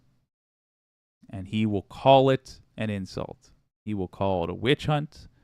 He will say that the speed is a reason why he is being mistreated. It wouldn't matter if they if they rolled out a literal red carpet for him. It wouldn't matter if they had the bailiff waving a palm frond by his head to keep a nice breeze going for the entirety of the trial. It wouldn't matter. He would say he was mistreated. They would say that it was a kangaroo court and all kinds of other nonsense. We know who he is. We know what he'll say. But do understand that regardless of what he says, he has been treated extraordinarily well. All right, this guy's got me with the glasses. Let's see what they got to say. And Josh unfortunately can't hear you. So I have attorney Josh Schiffer joining me, who is a criminal defense attorney, former prosecutor, handles numerous cases in the Fulton County Courthouse. Alan is asking about what it would look like when these indictments are, when this is all unsealed, when... Well, they're getting ready to be published. They're literally being scanned right now. And for the president, for the former president, I should say, what will the process look like of him actually being called to face these charges potentially? So almost certainly his lawyers are following all this very closely. They will be obtaining a copy of the indictment through the standard way that everybody else is, that we're all waiting for this clerk's office website to have this information entered, populated, and published to the public. That's where they'll get their first copy of it, but there's probably some communications directly between DA Willis's office and the known target teams that are already represented. Remember, it's not a surprise that this is happening, so there should be some sort of coordination on the front end, and there might even be a courtesy copy being sent as soon as it is returned. But really, we don't know the details of that other than Donald Trump at this point will be called to an arraignment. He will be arraigned on these charges. He will have an opportunity to have them read to him in court, or he can accept paper copies. And then after arraignment, the standard trial process, as all other state cases in Georgia, will proceed. It's pretty straightforward. And in terms of a timeline for arraignment, what would that be? It's really going to depend on the judges and the judges' calendar. With this being such a high-profile issue, I imagine there's going to be a lot of coordination. There might be impossibilities involved due to the schedules of different individuals. We're going to assume everybody named is going to turn themselves in and be easy to process. But what happens if some of the people in one case or another aren't easily findable and escape service or go on the run? The system's set up to handle all comers. The system was devised that whether you're compliant or non-compliant, the system has a solution to ensure that you are going to participate in the case. I imagine it's going to be consensual, at least to a degree. So one of the things that we've been talking about, we've been just kind of analyzing, speculating about potential charges. We'll talk a little bit more about that ahead, but we will be certainly watching for conspiracy charges, false statements, and RICO charges, but we're just waiting to get our hands on that paperwork, Alan. And again... Okay, boy, I did not consider what happens if a suit runs, if one of these lawyers or whatever genuinely tries to, like, flee the country. They might be dumb enough. I don't know. In fact, I'm not even sure that is a dumb thing. The only thing I can't wrap my head around is why wouldn't you just flip on Trump? Like, I just, my biggest concern going into this thing was that it wasn't like whether people would flip on Trump. It was that I didn't want us to offer immunity deals when we didn't need to. Yeah, you give immunity deals to the little folks, but the higher up you get, I didn't want to just see Trump standing by his lonesome. But I didn't ever really fully consider what would happen if that wish came true. And yeah, it's entirely possible that we're going to have a state-level Republican Party representative just try to boogie, try to fly to Russia to be received with a shocking dose of reality upon arrival. That's going to be fascinating. I'm confident they don't have the answer, but I'm also confident that the TSA does. So one can only hope we get that level of comedy in our lives, and that we get to see like a 57-year-old man who gets nervous laughter out of his buddies with literal use of the N-word on the golf course, just getting tased in the neck.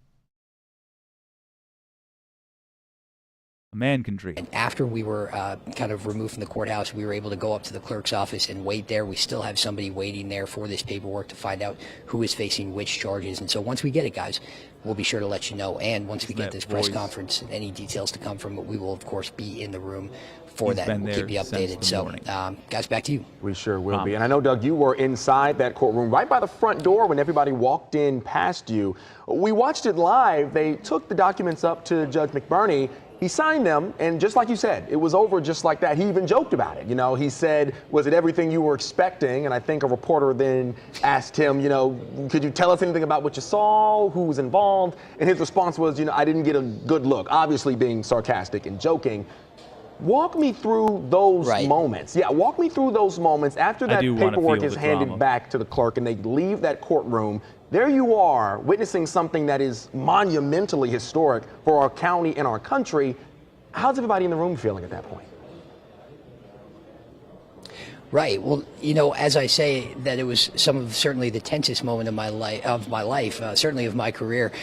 There was also a lot of jest in this. McBurney walked in, the judge did and said, you know, joked about people leaving early and said, boy, what a bad day to do that. And then, as you mentioned, after the paperwork was signed, he said, was it all you hoped it would be? And so, of course, while this is a very serious matter, it is late in the night, and, you know, we have been waiting for this, not just for a couple hours here tonight, but for many, many months. This is a 2.5-year long investigation, and we found out really just about 6 months ago when the timetable for this was going to be, and so it's all been boiling down to this. And so I think that really played into the intensity of the moment. So what happens now, as to your other question, is that paperwork is kind of going through the process. I know we just heard Joy's guest, Josh Schiffer, local attorney here, say that it is getting scanned, it is getting stamped and reread by the judge and the clerk to make sure that there are no things like typos or misprints or anything like that before it is officially stamped and signed as an official charging document.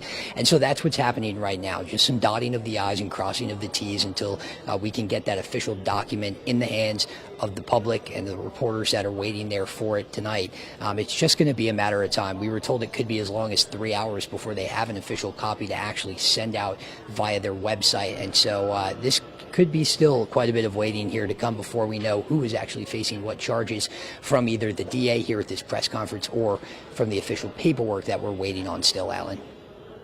And Doug, I just wanted to ask you too, kind of the feeling there, because there is a lot of intensity, as you mentioned earlier, and really the eyes of the nation are watching us and even the world, because this is the 4th.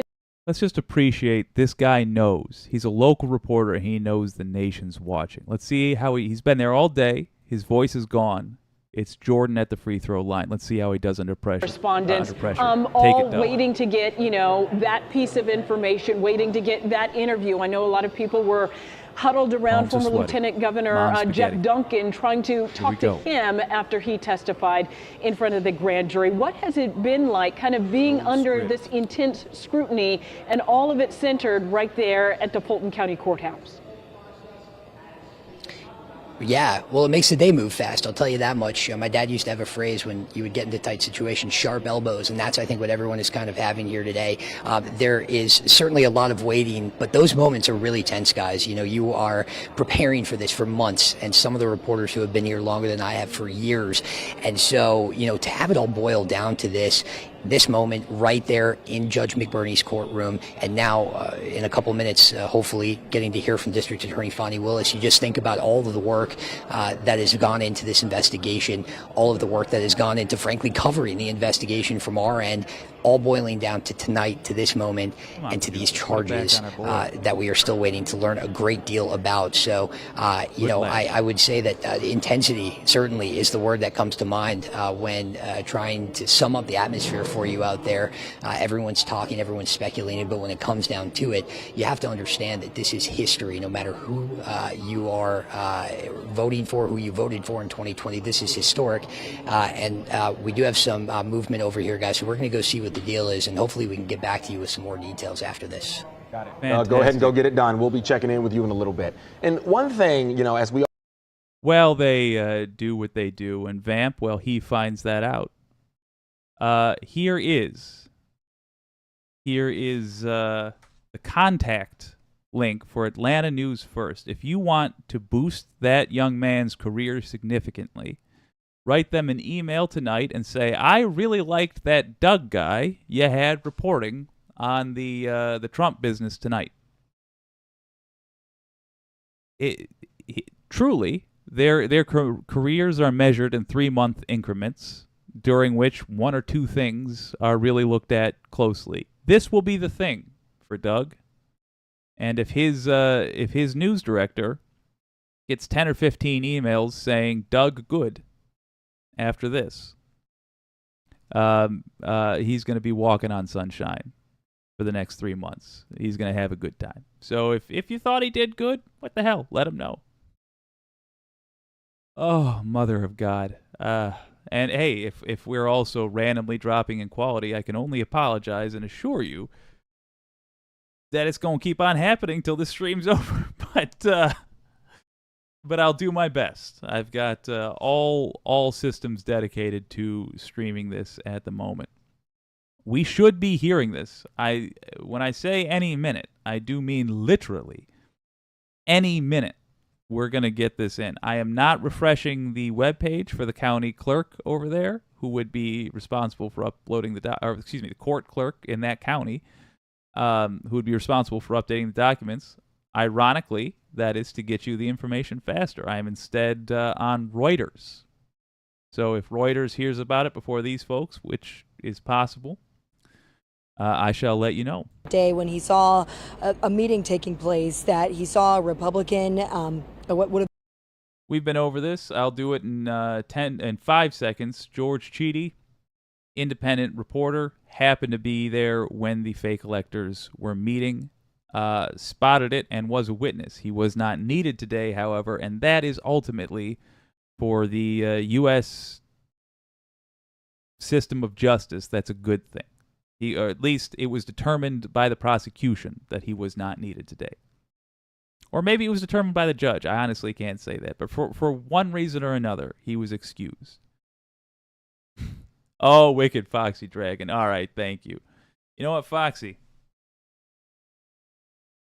I got my phone on me. If you find that information before you see us talking about it on here, do not be afraid to straight up call that phone and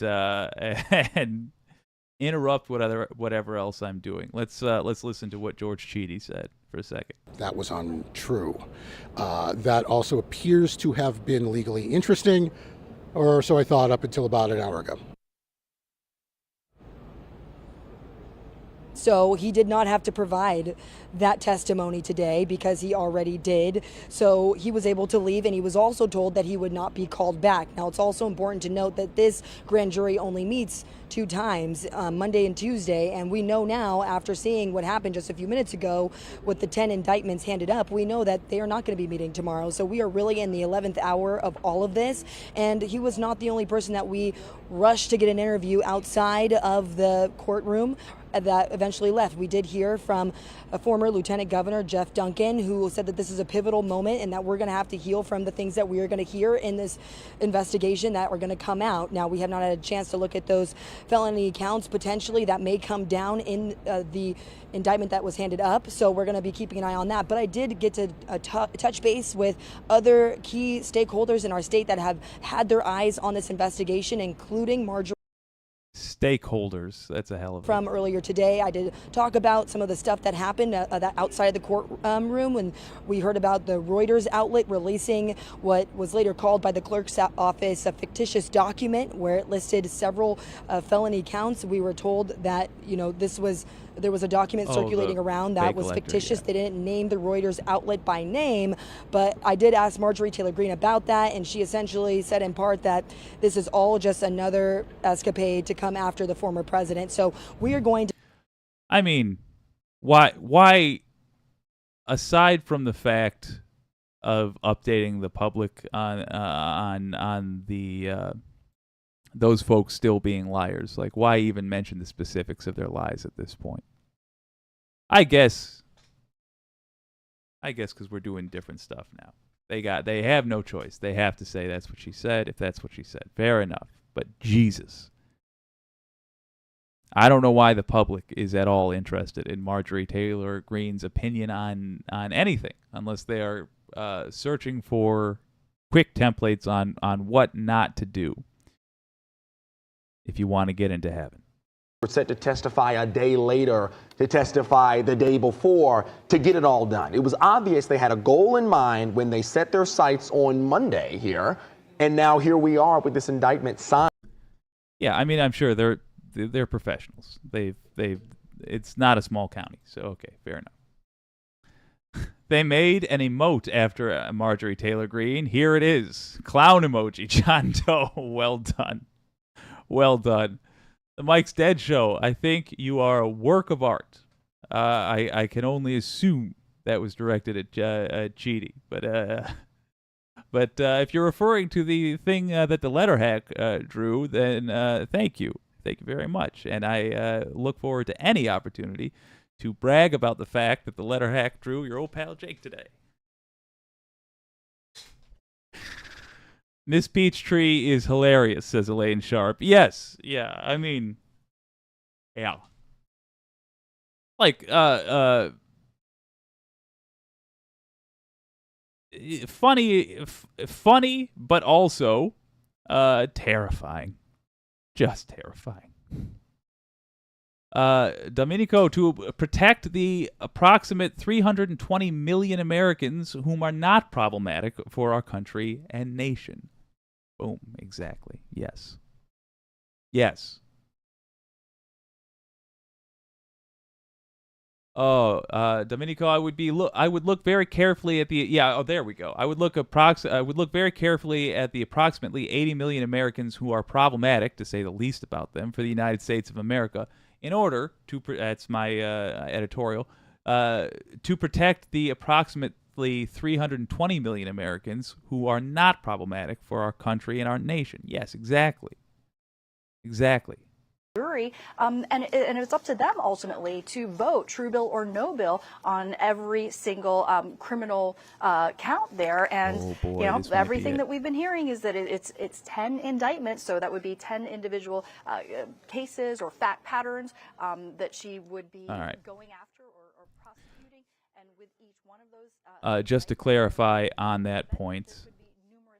I obviously don't think voting MAGA means you should be investigated, but I do think that it should mean that your family talks to you and make sure they know you are loved and need to go back to school. Okay, let's listen. Wherein the accusation is that Rudy Giuliani falsely accused some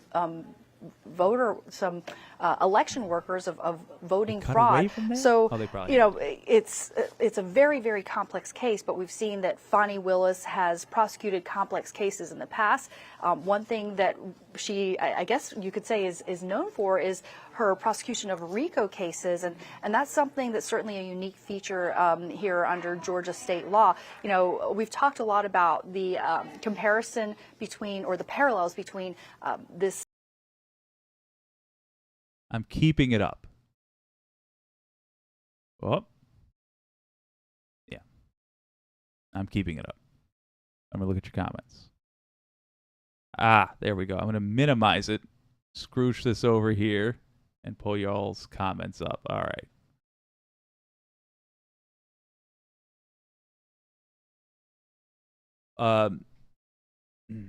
See me. Yes. Mars Falcon. In quotes, nominating Trump is a lot like peeing in your pants. It's going to feel good for a couple of seconds, but then you wake up and realize the realities of what you just did. Jeff Duncan, a Republican. Oh, so well put. Wicked Foxy Dragon, mental wellness check, very kind of you. Good, but excited. How about yourself? Same for everyone across it. Yeah, mental wellness check in reference to the 80 million. Yes. Hey, everything okay? Thanks, Diana Dean. Thanks, Foxy. You're a gem. That's true. Ooh, Elaine Sharp asks, is paperwork finished now? Yeah, it does look like it. It looks like we're ready to rock.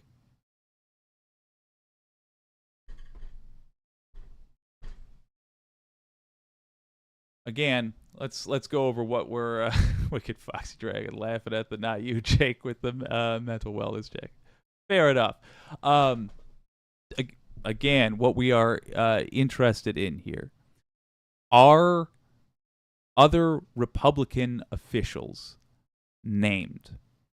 Is it going to be 10 grand jury approves 10 indictments, but they're all only for Donald Trump, or they're all for Trump and other people from Washington? Or are state-level Republican operatives going to be in this thing? Again, I don't see how you build the case without demonstrating how the thing worked, and I don't see how you demonstrate how the scam worked according to the January 6th committee's investigation without explaining the culpability of local party politicians who at a minimum had the names of the fake electors and passed them along. But I think we can agree it was probably more than that. Related to alleged hush money payments. Okay, just B-roll. So if they gave them a pass, if they gave the state level people a pass, we're going to have more work to do. We're going to then have to go to the 6 remaining states and make a big damn deal about how you don't do that, because that's the template that will be followed otherwise. However, if they didn't, which again I don't think they would have, I don't think they needed to, and I don't get the impression that Fani Willis is anything short of a bad mother. If they did what they were supposed to do, then they will have indicted state level election officials, and that means there's going to be a butterfly effect. That means when Dana Nessel gets to it in Michigan, we're going to have likely state-level people that we kind of knew already, but ditto for Arizona, ditto for Wisconsin, if and when, ditto down the line. A hell of a lot about how much of our lives is going to be taken up by this is about to be decided, and it's as I hang out with y'all, it is dawning on me. Let me do one quick check. Do that in federal court when it comes to those federal charges. And so that's another reason. Whole lot of nothing. Okay, so, she's expected to speak soon, ladies and gentlemen. If he's reelected, nor could the governor. I'll be watching. As long as we are talking about people that are making our country a better place, let me pitch one more time. Rebecca Azor, PayPal link. She has an uninteresting story of financial woes. Doesn't matter. She's in financial woes. Consider dropping a couple bucks her way. It's going to help us out. Fani Willis, not speaking yet, but this is the room where she will be speaking. We've learned here. This is, again, a live look inside the courthouse. That podium right up there is where we're going to be hearing from the district attorney here. Honestly, any minute now. We've been waiting now since about 9 o'clock. It sounds like they're getting a mic check in that room. And at the same time, this is happening. And we've got this camera right now getting a focus there in that room. Atlanta News First reporter Chelsea Bindfor says that right now the clerk just entered her office here about 5 minutes ago while we were listening to attorney and anchor Joy Lim Napgren, and she closed the door behind the locked door and is currently in some kind of discussion right now. And that was a return to her office. Another live look back out at that podium as we await, again, District Attorney Fani Willis. And so as we enter 10:51 here, going on to 11 o'clock, we're about to be in that last hour of when they said they would be telling us what is happening. Again, right now, that's just a mic check. We will be taking this live. As soon as she gets to the microphone, Atlanta News First will bring you inside that room. Now, Tracy, in the meantime, we'd like to bounce back outside the courthouse here, inside to outside. Patrick Quinn, who's been there all evening for the most part, covering. One of the fun things about watching it live like this is you get to see those behind the scenes things. A cool thing to know. You're going to see that room that you just saw about 1,000 times tomorrow. It's going to be everywhere. It's going to be the footage everybody cuts back to when they're trying to explain what happened. And I love that we live in an age where you can say, I saw it happen. I live in X, it happened in Y, but I saw it as it happened. That's effing cool. One day, when we get past all this Nazi nonsense, I would love to cheer on humanity as a whole for making stuff like that possible. But in the meantime, we have this nonsense. If you would like to get us through this rough patch of human history a little bit faster, may I suggest helping out Rebecca Azor?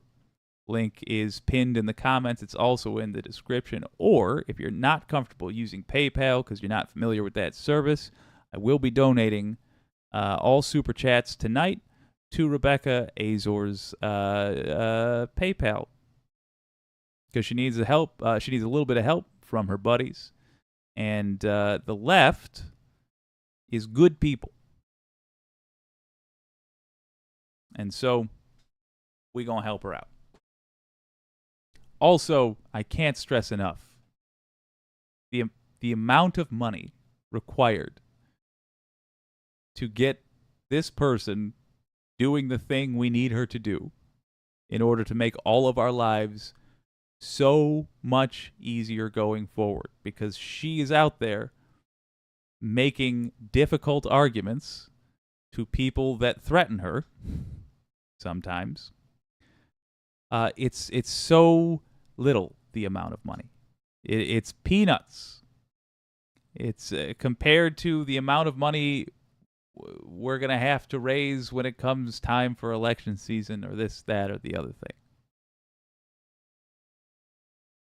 So, do try to help her if you can. Go to the link. You get you send her $5, $10. It'll truly, there we are. It'll truly make her life easier at a time where she could use it. Because she got hit, son of a gun. Here we go. She got hit randomly with a bill that she was not expecting. Finally, and I will be donating all super chats as well. So if you had something you wanted to get highlighted, pop it up there, and I'll tell Rebecca you said hello as well. And to see fans spilling out and on the streets again, certainly in a different mindset than what's going on here. So to see those two worlds collide will be something that I certainly will be anticipating. But certainly it'll be a long night here. The jacket has come off roughly an hour and a half ago. The sleeves are rolled up. We are waiting to hear from DA Fani Willis as she potentially outlines the charges and who she has charged. Again, these are formal allegations. No one is guilty based on these charges. That is something that we have to continue to stress, but it's something that we'll be watching very closely here right outside the Fulton County Courthouse as long as it takes. Yeah, Patrick, innocent until proven guilty, and we continue to cover this story. And as we get another look outside the Fulton County Courthouse, we're going to go back to Patrick in just a moment. But we want to talk about security because really we have been put on a high alert essentially around the Fulton County Courthouse.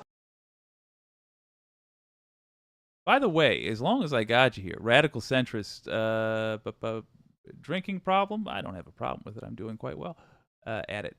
Christy Zolkowski, same in New York, obsessive. We're watching in real time at the same time. Oh, yeah, you guys have it a toast. Absolutely. Paul Atkinson just knocked over a full glass of wine, crystal long stem, glass and Cabernet Merlot everywhere. Oh, no. Yeah, radical centrist is asking the questions that I think we all want to know. Did the glass make it? Oh, glass shattered. Sorry, brother. Sorry. No good. Dude looked like Pinkerbell. Dude looked like Luigi with the fire flower. All right. Well done. Oh, God. Richard Hinckley. How hot is Georgia that they're wearing shorts inside at 11 p.m.? You know, I can't answer that question because I haven't worn shorts since the 90s. I discovered the full suit and couldn't go back. Oh my God, I was gonna make stuffy news person jokes, but I'm so easily pulled into this right now that their B-roll, I actually can't look at it. Their B-roll is making me react. I keep thinking it's Trump going out to give a statement. Rex Trek, just token here. Yes, sir. Oh, your old pal Jake's gonna roast a bone later. I'll tell you what. Christy Zolkowski, yes, indeed. Yeah, look, I think we've earned this popcorn, whatever form it may take. Wireless Mike from Atlantis. Yeah, I didn't stutter. Meant what I said. It was awfully blue. They hadn't white balanced yet, or adjusted their what do you call it? Good God, it's been a while. Exposure? Oh, well. F-stop. Obsessive audio. There was a Beyonce concert down the street at Mercedes-Benz Stadium. What I am hearing, what I choose to hear from that, is that you find me more entertaining than Beyonce, and you're right.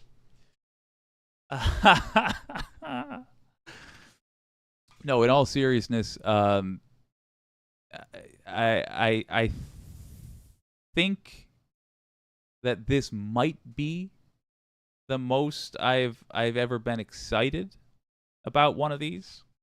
Not the happiest I've ever been. The happiest I've ever been, y'all were also here for. It was when Alvin Bragg finally made history by demonstrating that we live in the United States of America and not King George's England 2.0.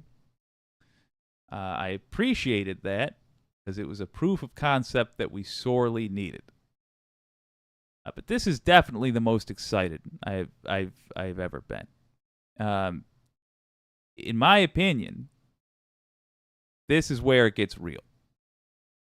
This is where we decide, are we going to pretend like it was Trump by himself that did this? Or are we going to be serious about dealing with this coup? That's what we're learning tonight. That's what this means. That's why this one, in my opinion, is very important to watch. They are all important as fact.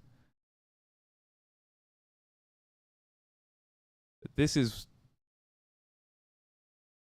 one where the subtlety is going to matter quite a bit. This is one where the implications that happen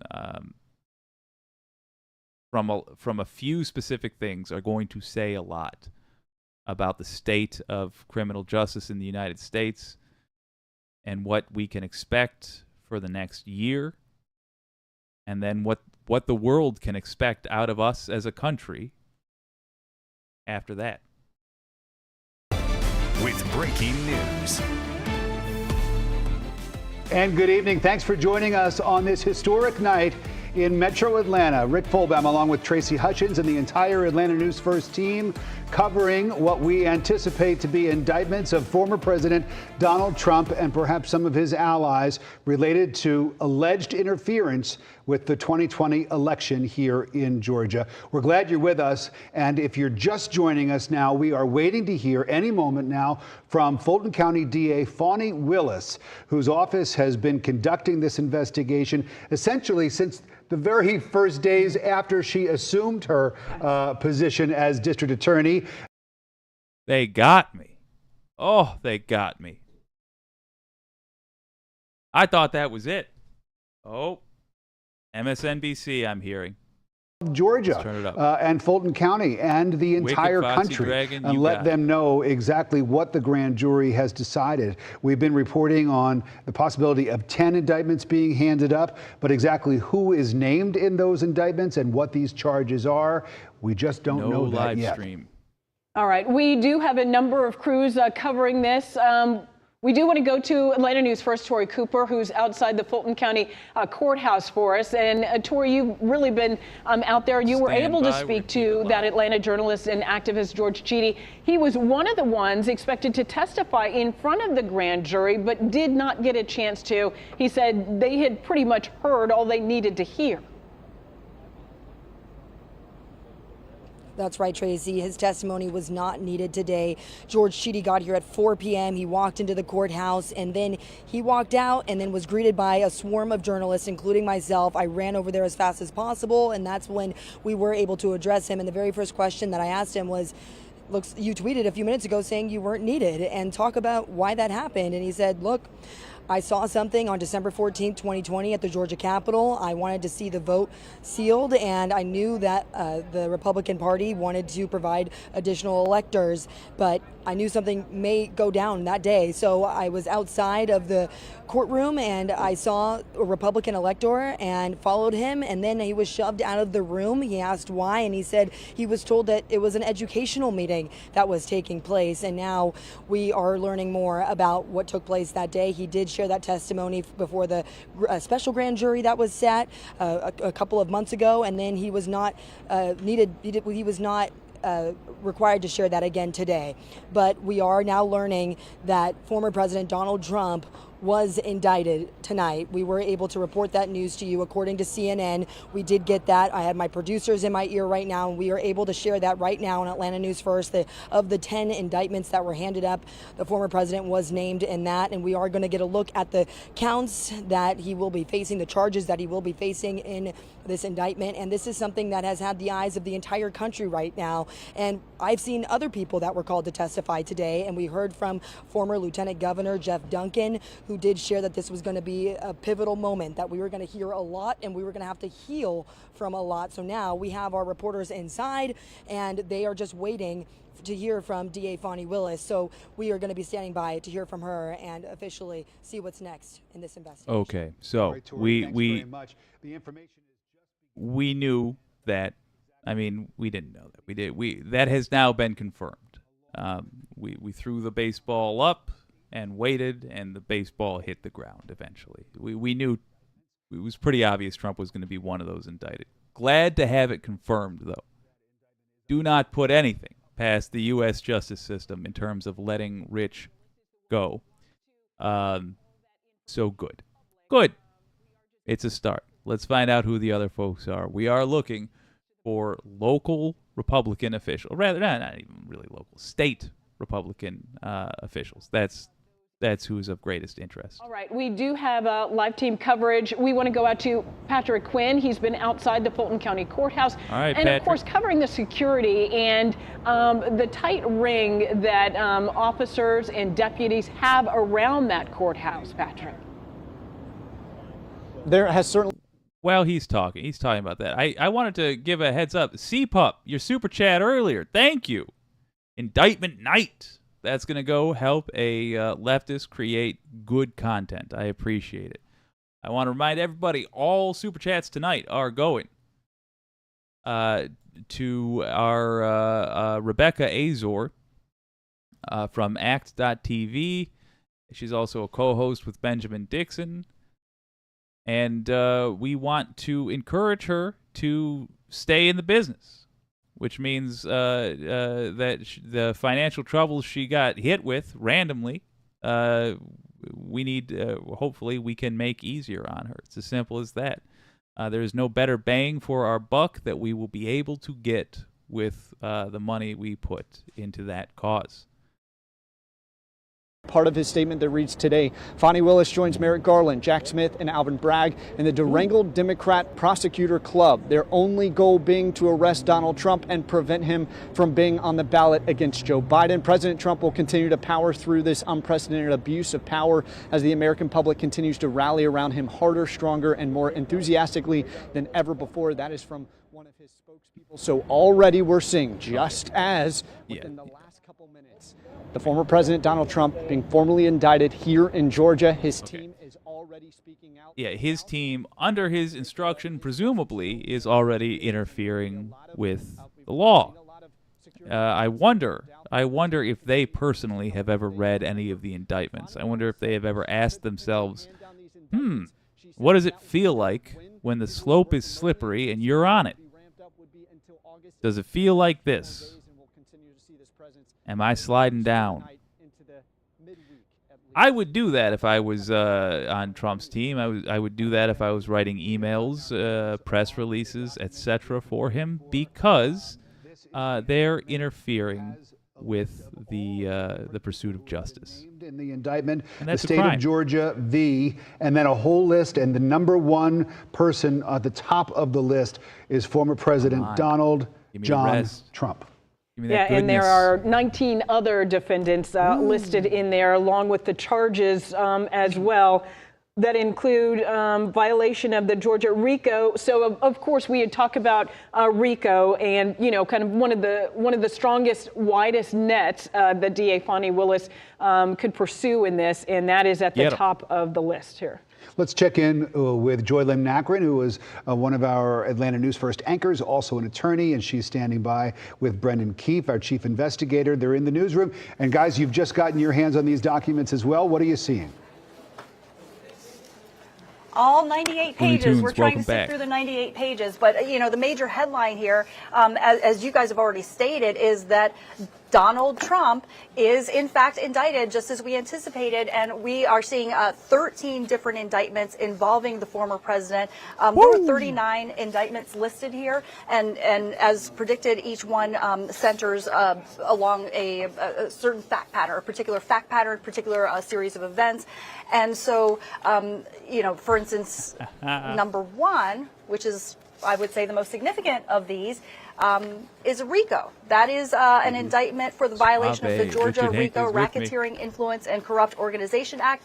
The former president is indicted under RICO, as well as several other now co-defendants, most notably his former attorneys Rudy Giuliani, John Eastman, and Sidney Powell in connection to RICO. And this is something that we focused on quite a bit because it is there are certain legal requirements for a prosecutor to bring forth an indictment and a grand jury to issue a true bill related to RICO. And one of the requirements is certain underlying crimes such as conspiracy and false statements, also on the list here of charges. I'm seeing here that the former president, among his 13 charges, not just RICO, but also indicted for solicitation of violation of oath by public officer, conspiracy to commit impersonating a public officer, conspiracy to commit forgery in the first degree, conspiracy to commit false statements, numerous conspiracy charges. They're 13. I don't want to keep. I want to give you a chance. No, this is it, Joy. You're the attorney here, but I'll tell you, in my time of investigative reporting, we now know why this took so long to file, because we're looking at 41 total counts.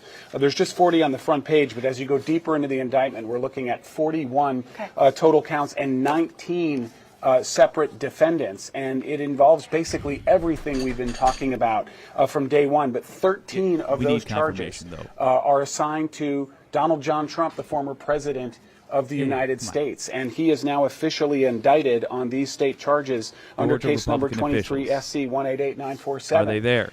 And what's next, as you know, as an attorney, that now we're going to have an arraignment, and we're likely to see Donald John Trump, the former president, treated like any other defendant, according to the sheriff. Yeah, absolutely, and that's what we've heard from the sheriff, is that we expect a mugshot. Look, we don't believe it until we see it, right? We'll report after the fact if and when it happens, but certainly that's something that the former president has said would bolster his campaign. He said, essentially all I need is a fourth indictment. But in terms of an arraignment, legally, the former president does have a right to, basically waive the in-person appearance. So it remains to be seen. Is he going to avoid appearing in person for the arraignment, or is he going to, We are going to jump back to that. Just sent you the document. Thank you, Wicked Foxy Dragon. We're absolutely this was just sent by Foxy. We're going to look through it. But they are going to have the footage, what we were just watching. They're going to have the footage of Fani Willis one of those in live. Federal court in Washington, D.C. So and it looks like she's going to come out at any moment. Is the arraignment, which again, that's when the charges are formally read, and that is when the former president or his attorneys on his behalf will then enter a plea. And if we've learned anything about Donald Trump,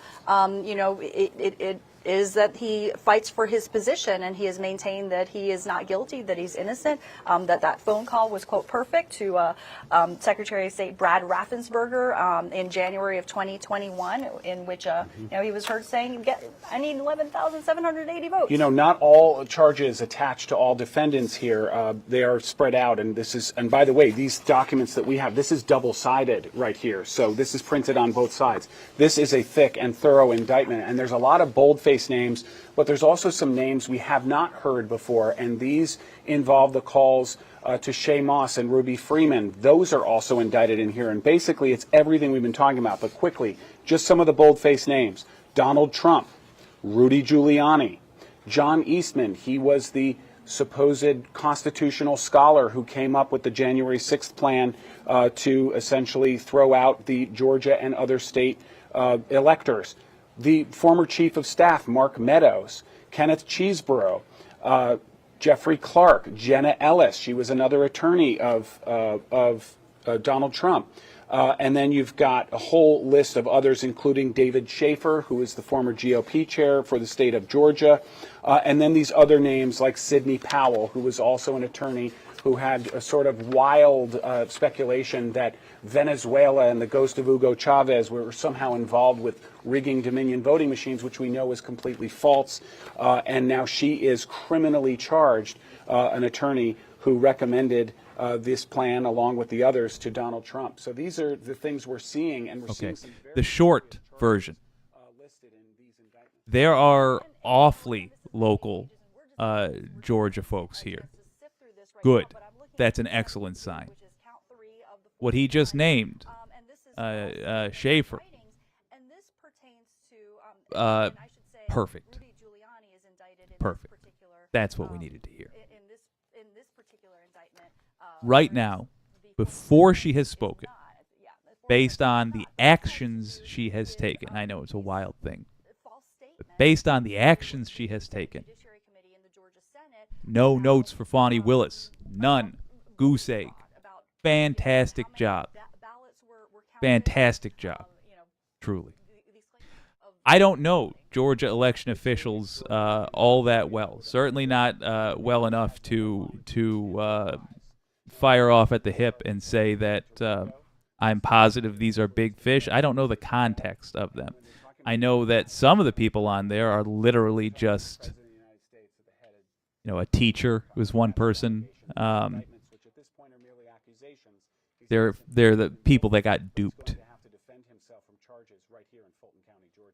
Yeah, and the but a former official, that's different. Schaefer's different. We've been talking about this. We explained even leading up to this that Fani Willis is well known for really using the RICO statute, employing that, such as in the Atlanta teachers case and now in YSL. But one of the things that we're seeing in YSL is how jury selection is taken all year long, and we're in the 8th month of the year. It's the longest jury selection in history in Georgia. So what does that mean for this case? That's a really important question, because under RICO, some of the constitutional rights are a bit more. Are a bit more, the lines are a little bit blurred, such as the right. Schaefer, the former head of the GOP in Georgia, and I want to tell you, I had a lengthy conversation with him senator on Twitter, from Georgia, direct messenger, and this was District 3 days 48. before January 6th, and it was about the call with Raffensperger. I was one of the first reporters to obtain the recording right after the Washington Post, one of the first local reporters here, and he said that should have been a private call and we shouldn't have published it. And I said, do you really think that the presidency should be determined by a private backroom deal between 2 public officials and we shouldn't be able to listen to it? And he was arguing he wasn't saying that, but at the same time he was saying that should have been a private call. And now he is criminally indicted in this as well. And the Raffensperger call is an element of the crime. And, I did not see an obstruction charge on here, but it would be interesting to see if that. He'll rack them up. I don't see an obstruction count here. We got to look through all this. That's going to be all of us but tonight. Look, it goes to everybody who has lack of transparency and whatever sick thing makes us have a desire to sunlight is the best talk about the stuff in disinfectant. front of a It's supposed to camera. be a private You're going to be phone. reading Now this we tonight. all know about it. It's on AtlantaNewsFirst.com, by the way, if you want to listen to it, and it's worth listening Neat. to. Some quick notes. First of all, don't let any of us fool you. Holy shit. Sorry, somebody did a $25 super chat. The letter hack. Oh my God. Hey, delighted to have you, brother. With a very kind $25. Great coverage here tonight. Here's a contribution to the Rebecca Fund. Good on you for taking care of a fellow lefty. Good on you. It was funny that we were talking about you earlier. I got into this gal's content 11 days ago when you did an interview with her, and I thought she was fascinating, and thus began a internet journey. Folks, in case you were in danger of thinking your old pal Jake is a incredibly knowledgeable person, let me dispel that right now. The link I just shared, it'll turn up for you guys in about 10 seconds. The link I just tossed in there is for insurrectionindex.org. Basically, from now on, in any group you're in, you can look like the absolute most educated human being, because any name that comes up in these indictments, you pop into insurrectionindex.org, you will find out exactly who they are. It's a super useful tool. It's what I use particularly during live streams like this. I just have it saved in my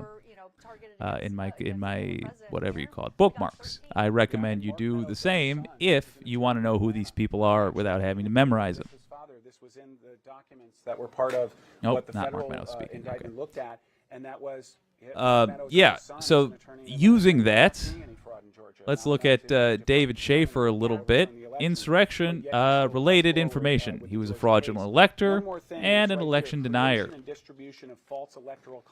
Oh wait, that's actually useful. And this goes on to explain that members of the enterprise, again, and they're talking about a criminal enterprise led by the president, created false electoral college documents, recruited individuals to convene and cast false electoral college votes. We've been talking about this all night. In fact, we've been talking about it for literally years. This is the false elector scheme as it's described here. The Michigan, all 16 Michigan fake electors for Donald Trump have been indicted there. And now here we have several as well here. Others were involved in an immunity deal, and they are not charged in this document. And, we've been talking about that phone call to Brad. We know, I think, plenty about the phone call. And let's not dwell too hard on them because I've been in similar jams. The Michigan case is a little bit different, and I really want to clarify that. This is not even me criticizing my attorney general here.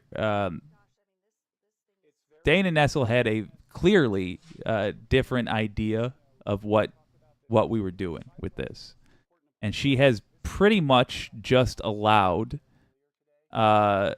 all the federal fellas, all the people that seem to have organized this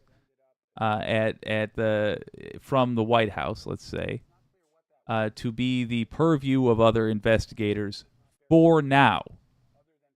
Important thing to state. She's essentially just made it clear who she's going after right now. But that is also not an unusual thing for Dana Nessel to do. So I would just say the reason we didn't focus so much on the Michigan stuff is because it's weird. It's weird, and it's not going to be replicated elsewhere, I don't think. There's no reason to believe that other folks are going to do it. What we're seeing now, even though Georgia is a little bit different, even though Georgia has a slightly different, all states have their own special way of doing things with certain elements. But as far as are we going to see other prosecutions, other indictments, blah blah blah, structured like this? Yeah, this is the one I think that we're going to be seeing. Because what is it? It's a RICO case. And what is the Republican Party? In my opinion, it's organized crime. That's all it is. So if we're going to do this properly, we're not going to be able to tiptoe around addressing that. And so let's see how Fani Willis describes they're looking to paint her the events of the night. Democrat. That's no secret. But she would say that politics is not playing a role here in her decision to bring these charges. The former president's team is saying not so fast. This is all about politics, and it's all about the fact that former President Trump is once again running for the White House. And to recap for you, still those 10 indictments, 41 counts right now listed on the documents that we have before us, 19 defendants, including the former President Donald Trump. 13 charges against the former President Trump alone, and those 18 other defendants, including Rudy Giuliani and Mark Meadows, and a number of people aligned with the former president. We were actually looking for some familiar names here in Georgia. I did not see those on this, Rick. There are a couple of familiar names, and of course we've heard the name David Schaefer, the former chair of the Georgia State Republican Party. There is another Republican official who's listed in the indictment, Missy Hampton. She is related to Coffee County and a data breach that took place there. There are allegations that the Trump campaign was able to go in and get access to the voting machines in Coffee County. That is a data breach that they should not have been able to make, and it's Misty Hampton here, who is from Coffee County, who is among those indicted tonight. So again, we're waiting any minute now to hear from Fani Willis, the Fulton County District Attorney. She's going to come out again. And Elaine Sharp, I just want to give you a heads up, even though it looks incredibly awkward, the email is whatyoucando@wycdnetwork.com. That's whatyoucando@wycdnetwork.com. And oh boy, oh boy, oh boy, oh boy, oh boy, oh boy, am I looking forward to the next couple of days of news. I'm looking forward to reading this, as to steal from Jerry Holkins, as other people would read conventional pornography, and then I'm looking forward to some sharp-dressed news folks catching a whole lot of stuff that I didn't. This is going to be a blast. And I'm also delighted that before we even had Fani Willis coming out on stage, we appear to be talking about what degrees of charred Trump's ass is going to be, not whether or not he's getting cooked. And I tell you, I like it pitch black, burnt to a crisp. I know. There's well done, and then there's downright crunchy, and I'm on the farther side of that. Get 'em. And more importantly, get some major state-level Republican operatives. I don't know that Missy gal. I don't. The name does not ring a bell to me. Schaefer does, from various shenanigans leading up to this, mostly. But I don't really care. For me, they are symbolic. I'm just looking for people to assume these symbolic roles. We have somebody who was the fake elector in the form of that teacher that I saw, the fake elector who should have known better, and according to the prosecutors, did know better and chose anyway to engage in a crime. We have the people that contacted her and put her in touch with Trump and his team, according to the prosecutors. They will try to prove this in court. We'll see if they nailed it or if they didn't. But that is what I wanted to see, given the findings of the January 6th committee, which laid out pretty firmly that there was a chain of command from Trump down to the fake electors themselves. And it was the Republican Party which aided and abetted this crime that is accused. We cannot there is no amount that can be overstressed in this. If anything, Donald Trump's responsibility is second to that of the Republican Party as a whole. And we should consider the fact that until recently, the Republican Party required a consent decree in order to that they had to say they would agree to, a court order, in other words, that they agreed to not post poll workers because they couldn't be trusted not to send armed thugs to the polls. Remember, this is who they are. So you remember how much I celebrated when a president was finally held to account for the first time ever this year. Well, son of a gun, we might be going after the real villains. Republican Party. They're a criminal organization. Case in point, that might not just be colorful language, that might be the most accurate descriptor soon, because now they're involved in a RICO case. To bring these charges against these 19 individuals, including former... And if that would have been Fani Willis, ooh, that would have been a smooth transition. We didn't quite get it, but damn it all. I tried. And really unfolded a lot faster than we anticipated that it would. Former Lieutenant Governor Jeff Duncan, we knew that he had been called in front of the grand jury to testify along with an Atlanta journalist and activist as well. We expected that they would be testifying on Tuesday and not today, but that process was expedited earlier today and coming to a very rapid conclusion as well. Now, I don't know if they mentioned it or if I was flapping my gums at the time, but for the record, in case they didn't, Kenneth Cheeseborough is on this, and he's on there for violation of Georgia RICO. He's on there for 9, 11, 13, 15, 17, and 19. So let's look at it. Conspiracy to commit impersonating a public officer. Boom. Conspiracy to commit forgery in the first degree. Boom. I get 15, 17, and 19 as well. Did I see that? 13, 15. All right. Conspiracy to commit false statements and writings. All right, that follows. Conspiracy to commit filing false documents. Conspiracy to commit forgery in the first degree. And conspiracy to commit false statements and writing. Kenneth Cheeseborough is well fucked. Interestingly, Mark Meadows is only on 2 counts in this. So let's look. And I realize the Georgia people are more important. We'll get to that. Let's enjoy some guilt-free cake for a moment. Violation of the Georgia RICO Act. And that's number 1. What's the other one? 28. All right, pop on down there.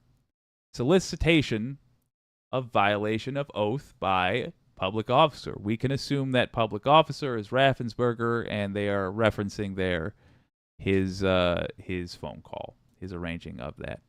Okay, yeah, cool.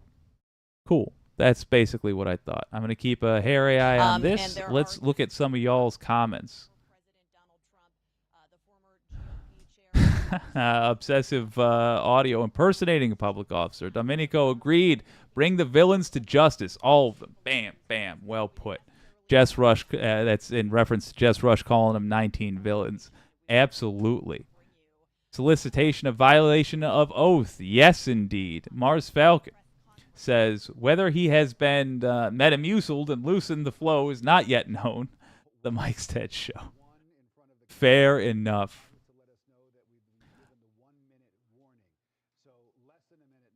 Oh, I see. That's later in the document. Obsessive audio is saying. Okay. God damn, I cannot wait to tear into this. What I want to capture live very badly is Miss Fani Willis. In fact, I'm going to start a new recording so this does not crash while she's speaking. Stand by. We're going to do it right.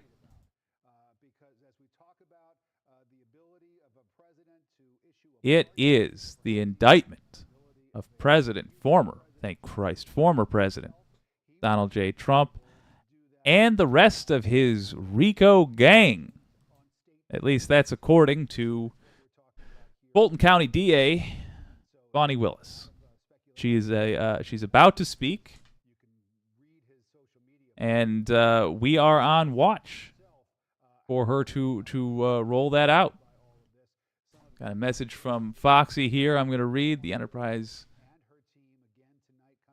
Okay. Yep. Let me read the language she's drawn to my attention here.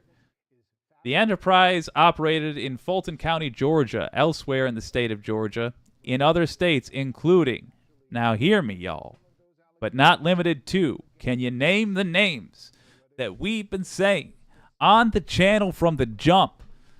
Sing it if you know the chorus. Arizona, Michigan, Nevada, New Mexico, Pennsylvania, and Wisconsin. And then they threw in a hook for the remix and the District of Columbia. Folks, what Fani Willis is doing here is the work of a nation.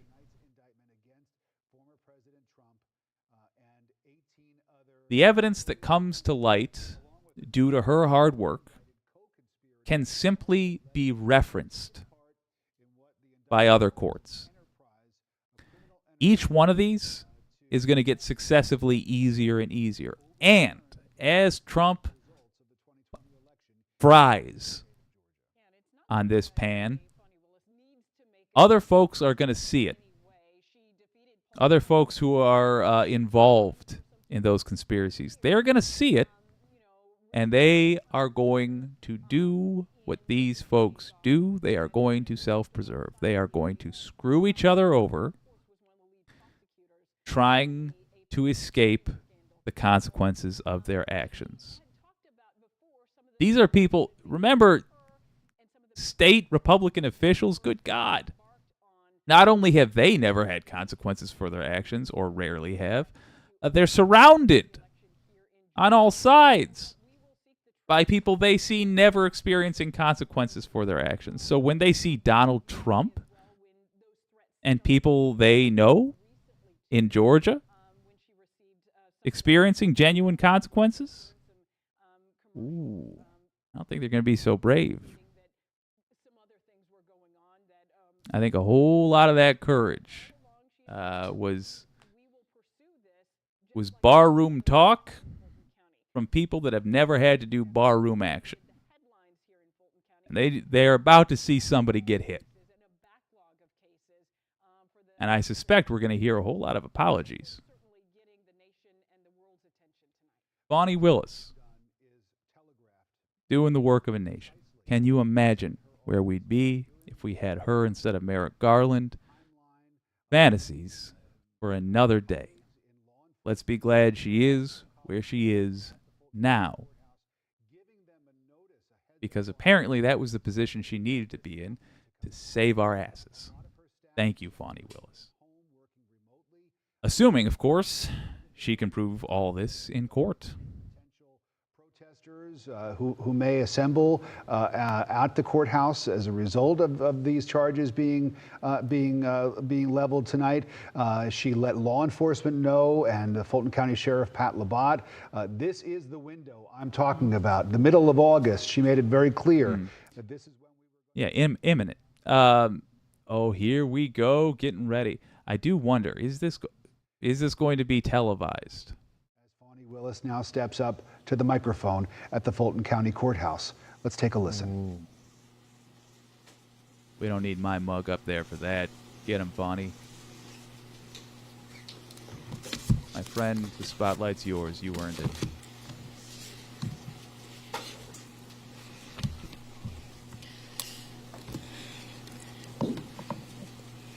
Thank you for joining us.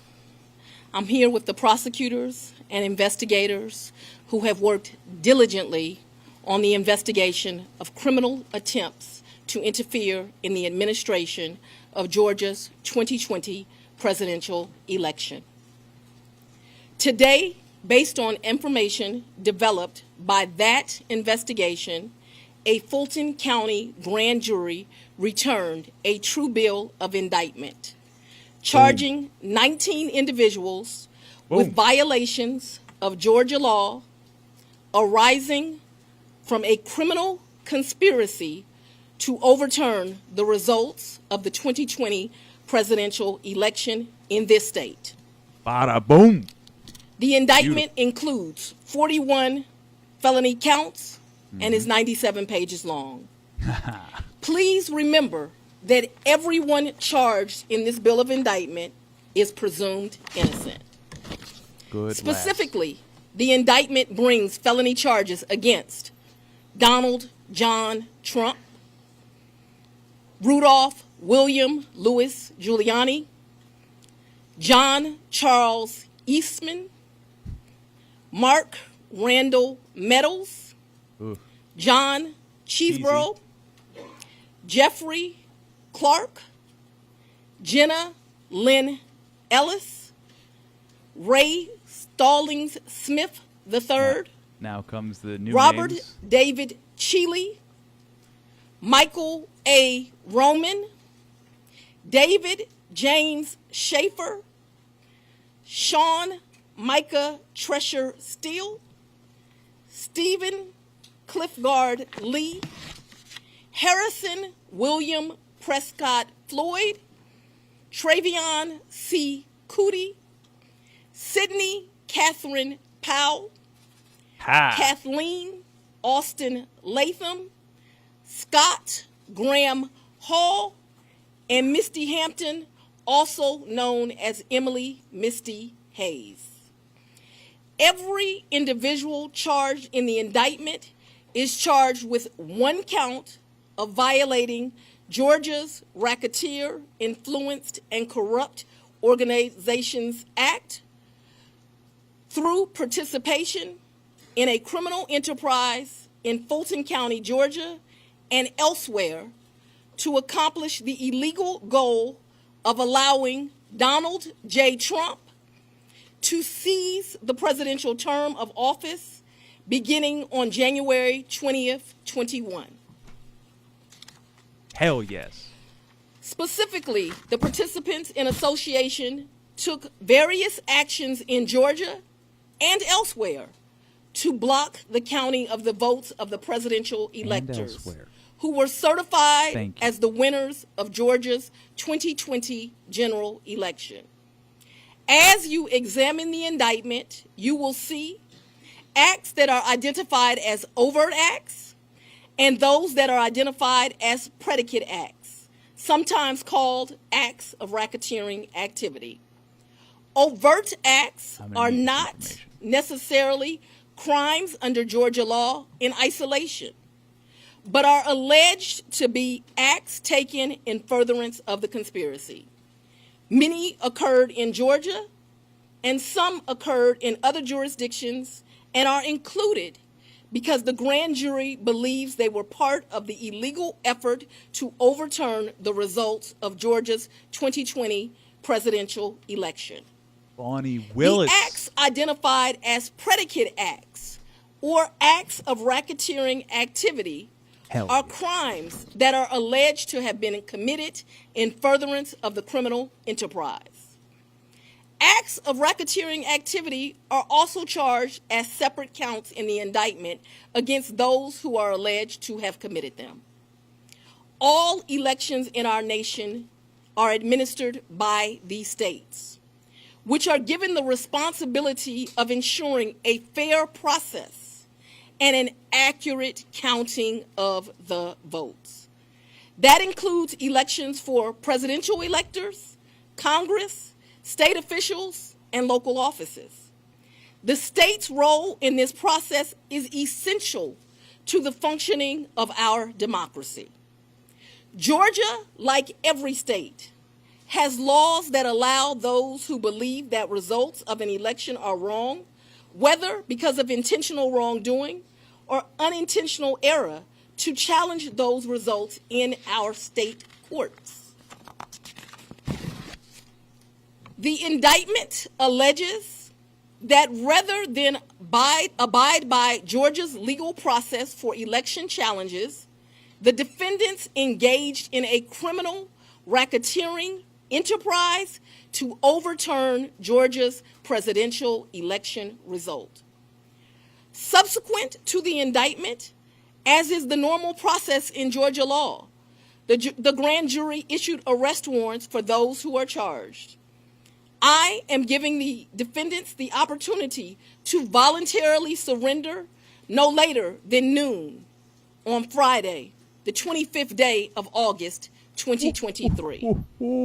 I remind everyone here that an indictment is only a series of allegations based on a grand jury's determination of probable cause to support the charges. It is now the duty of my office to prove these charges in the indictment beyond a reasonable doubt at trial. Get 'em. I would like to take a moment to thank the Superior Court Clerk, Shay Alexander, and her staff for staying late and making sure that this indictment was processed.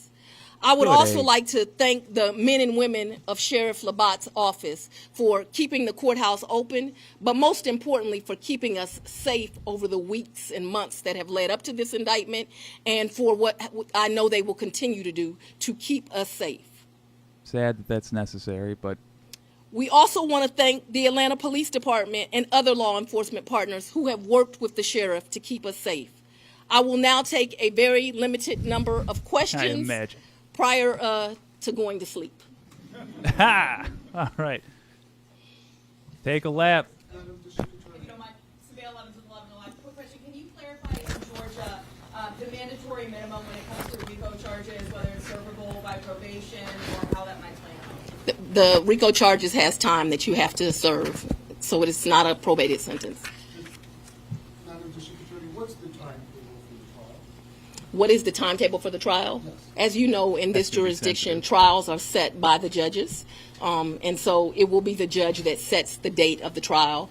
This office will be submitting a proposed scheduling order within this week. However, that will totally be at the discretion of the judge. And you're the fourth jurisdiction now to indict Donald Trump. Would you be the fourth one to try him, or could you move it up? Would you want to be the first to try him? I don't have any desire to be first or last. I want to try him and be respectful for our sovereign states.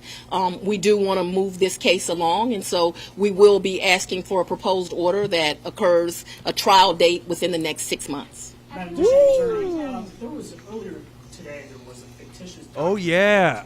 the Fulton Co Oh yeah. office that was circulated online with charges against former President Donald Trump. That fictitious document matched exactly the charges that we now see in this indictment. Can you tell us more about that document leak?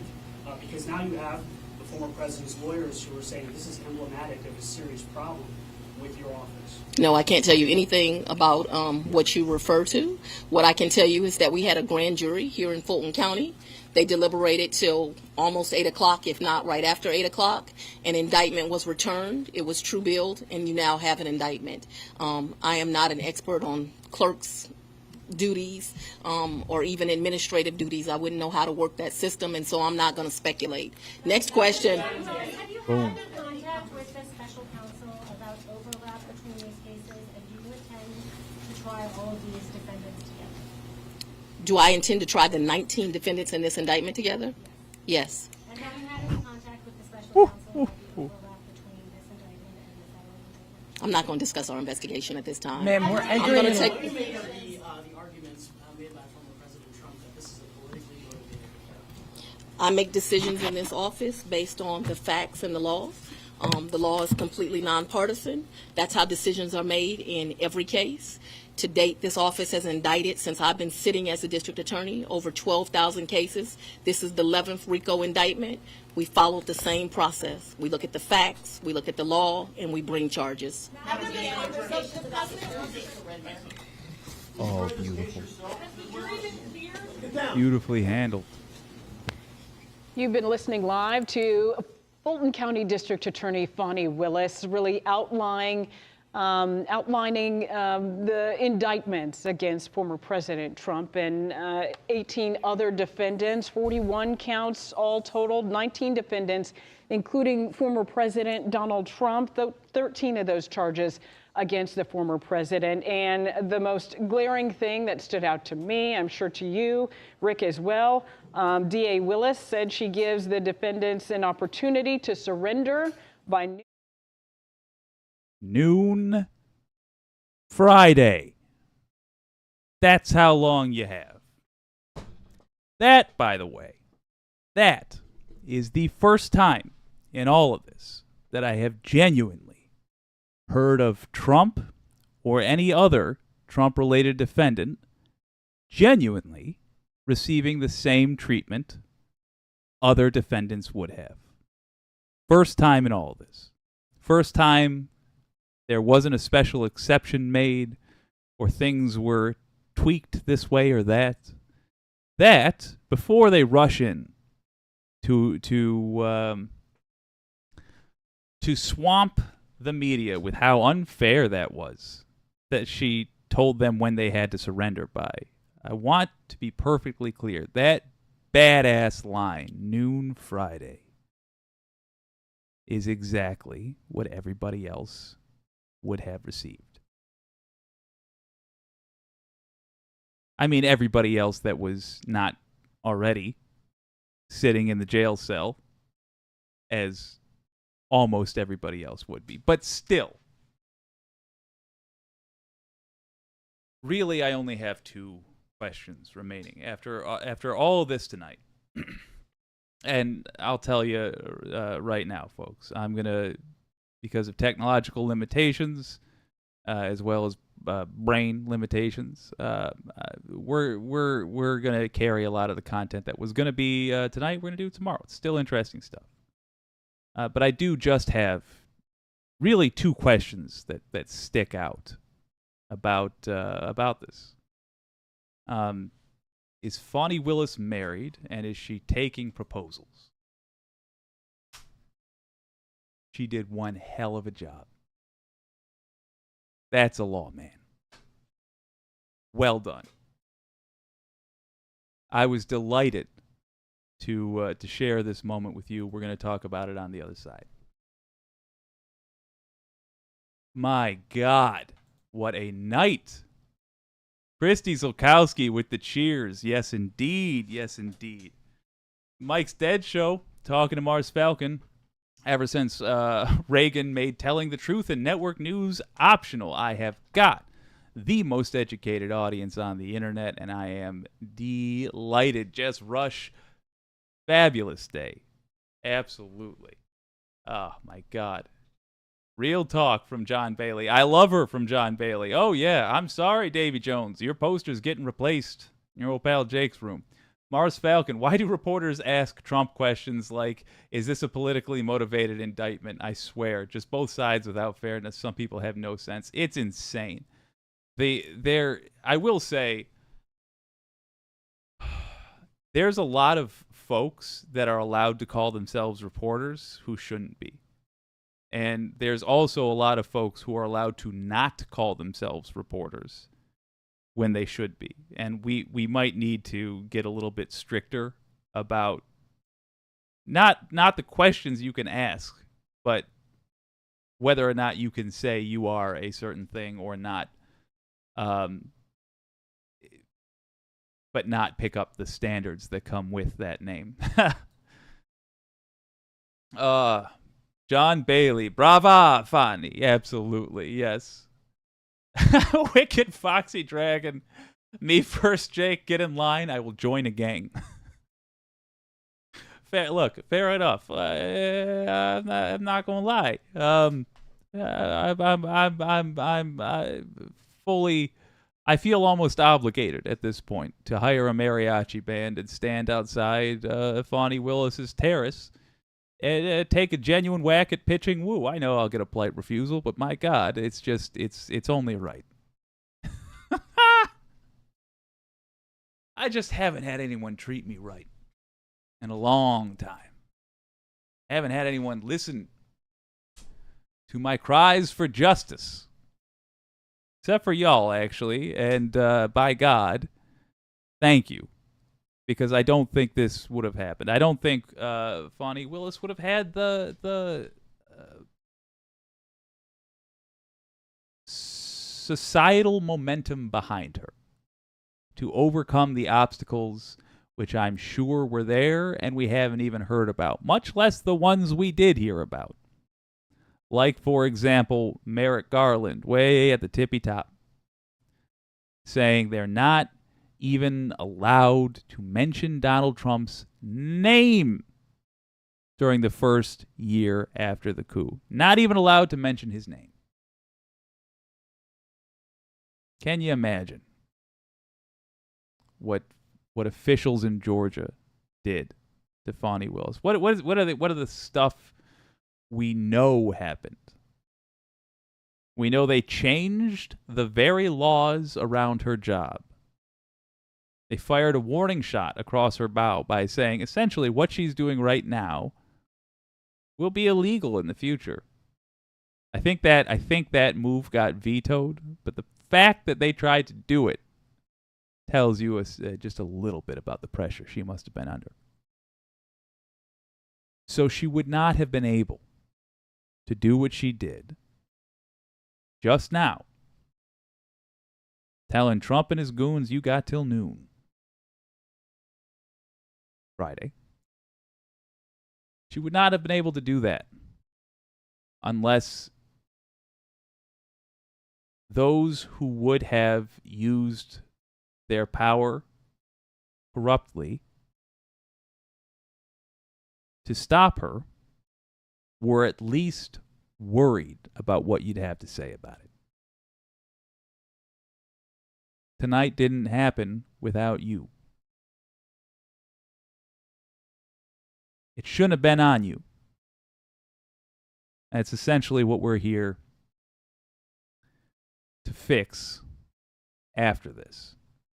It shouldn't have been on you. But it was. And you didn't let America down. Thank you.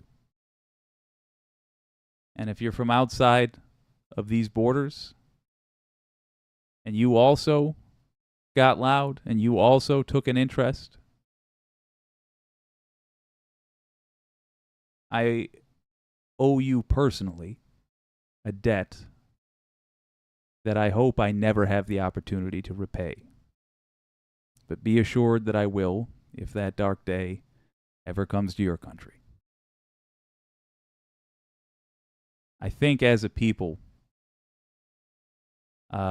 we're realizing that the days of ignorance must end. Which means we're going to have to look at a lot of ugly things coming up. But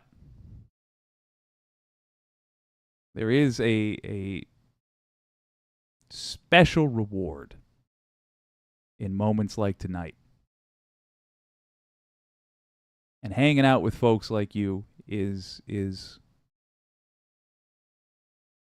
the best way I could imagine spending it. That or getting high as a Georgia pine, which, speaking of, this has been one hell of a WYCD Wicked. That stands for What You Can Do. We're doing the Rebecca stream tomorrow as well, because she's that important, and you guys are folks that I like solving problems with. I'll see you then. Tomorrow's a 2 for Tuesday. That means we got 2 of these puppies coming up. I'll talk to you then. Thank you for joining me tonight. My God, who else is just knackered?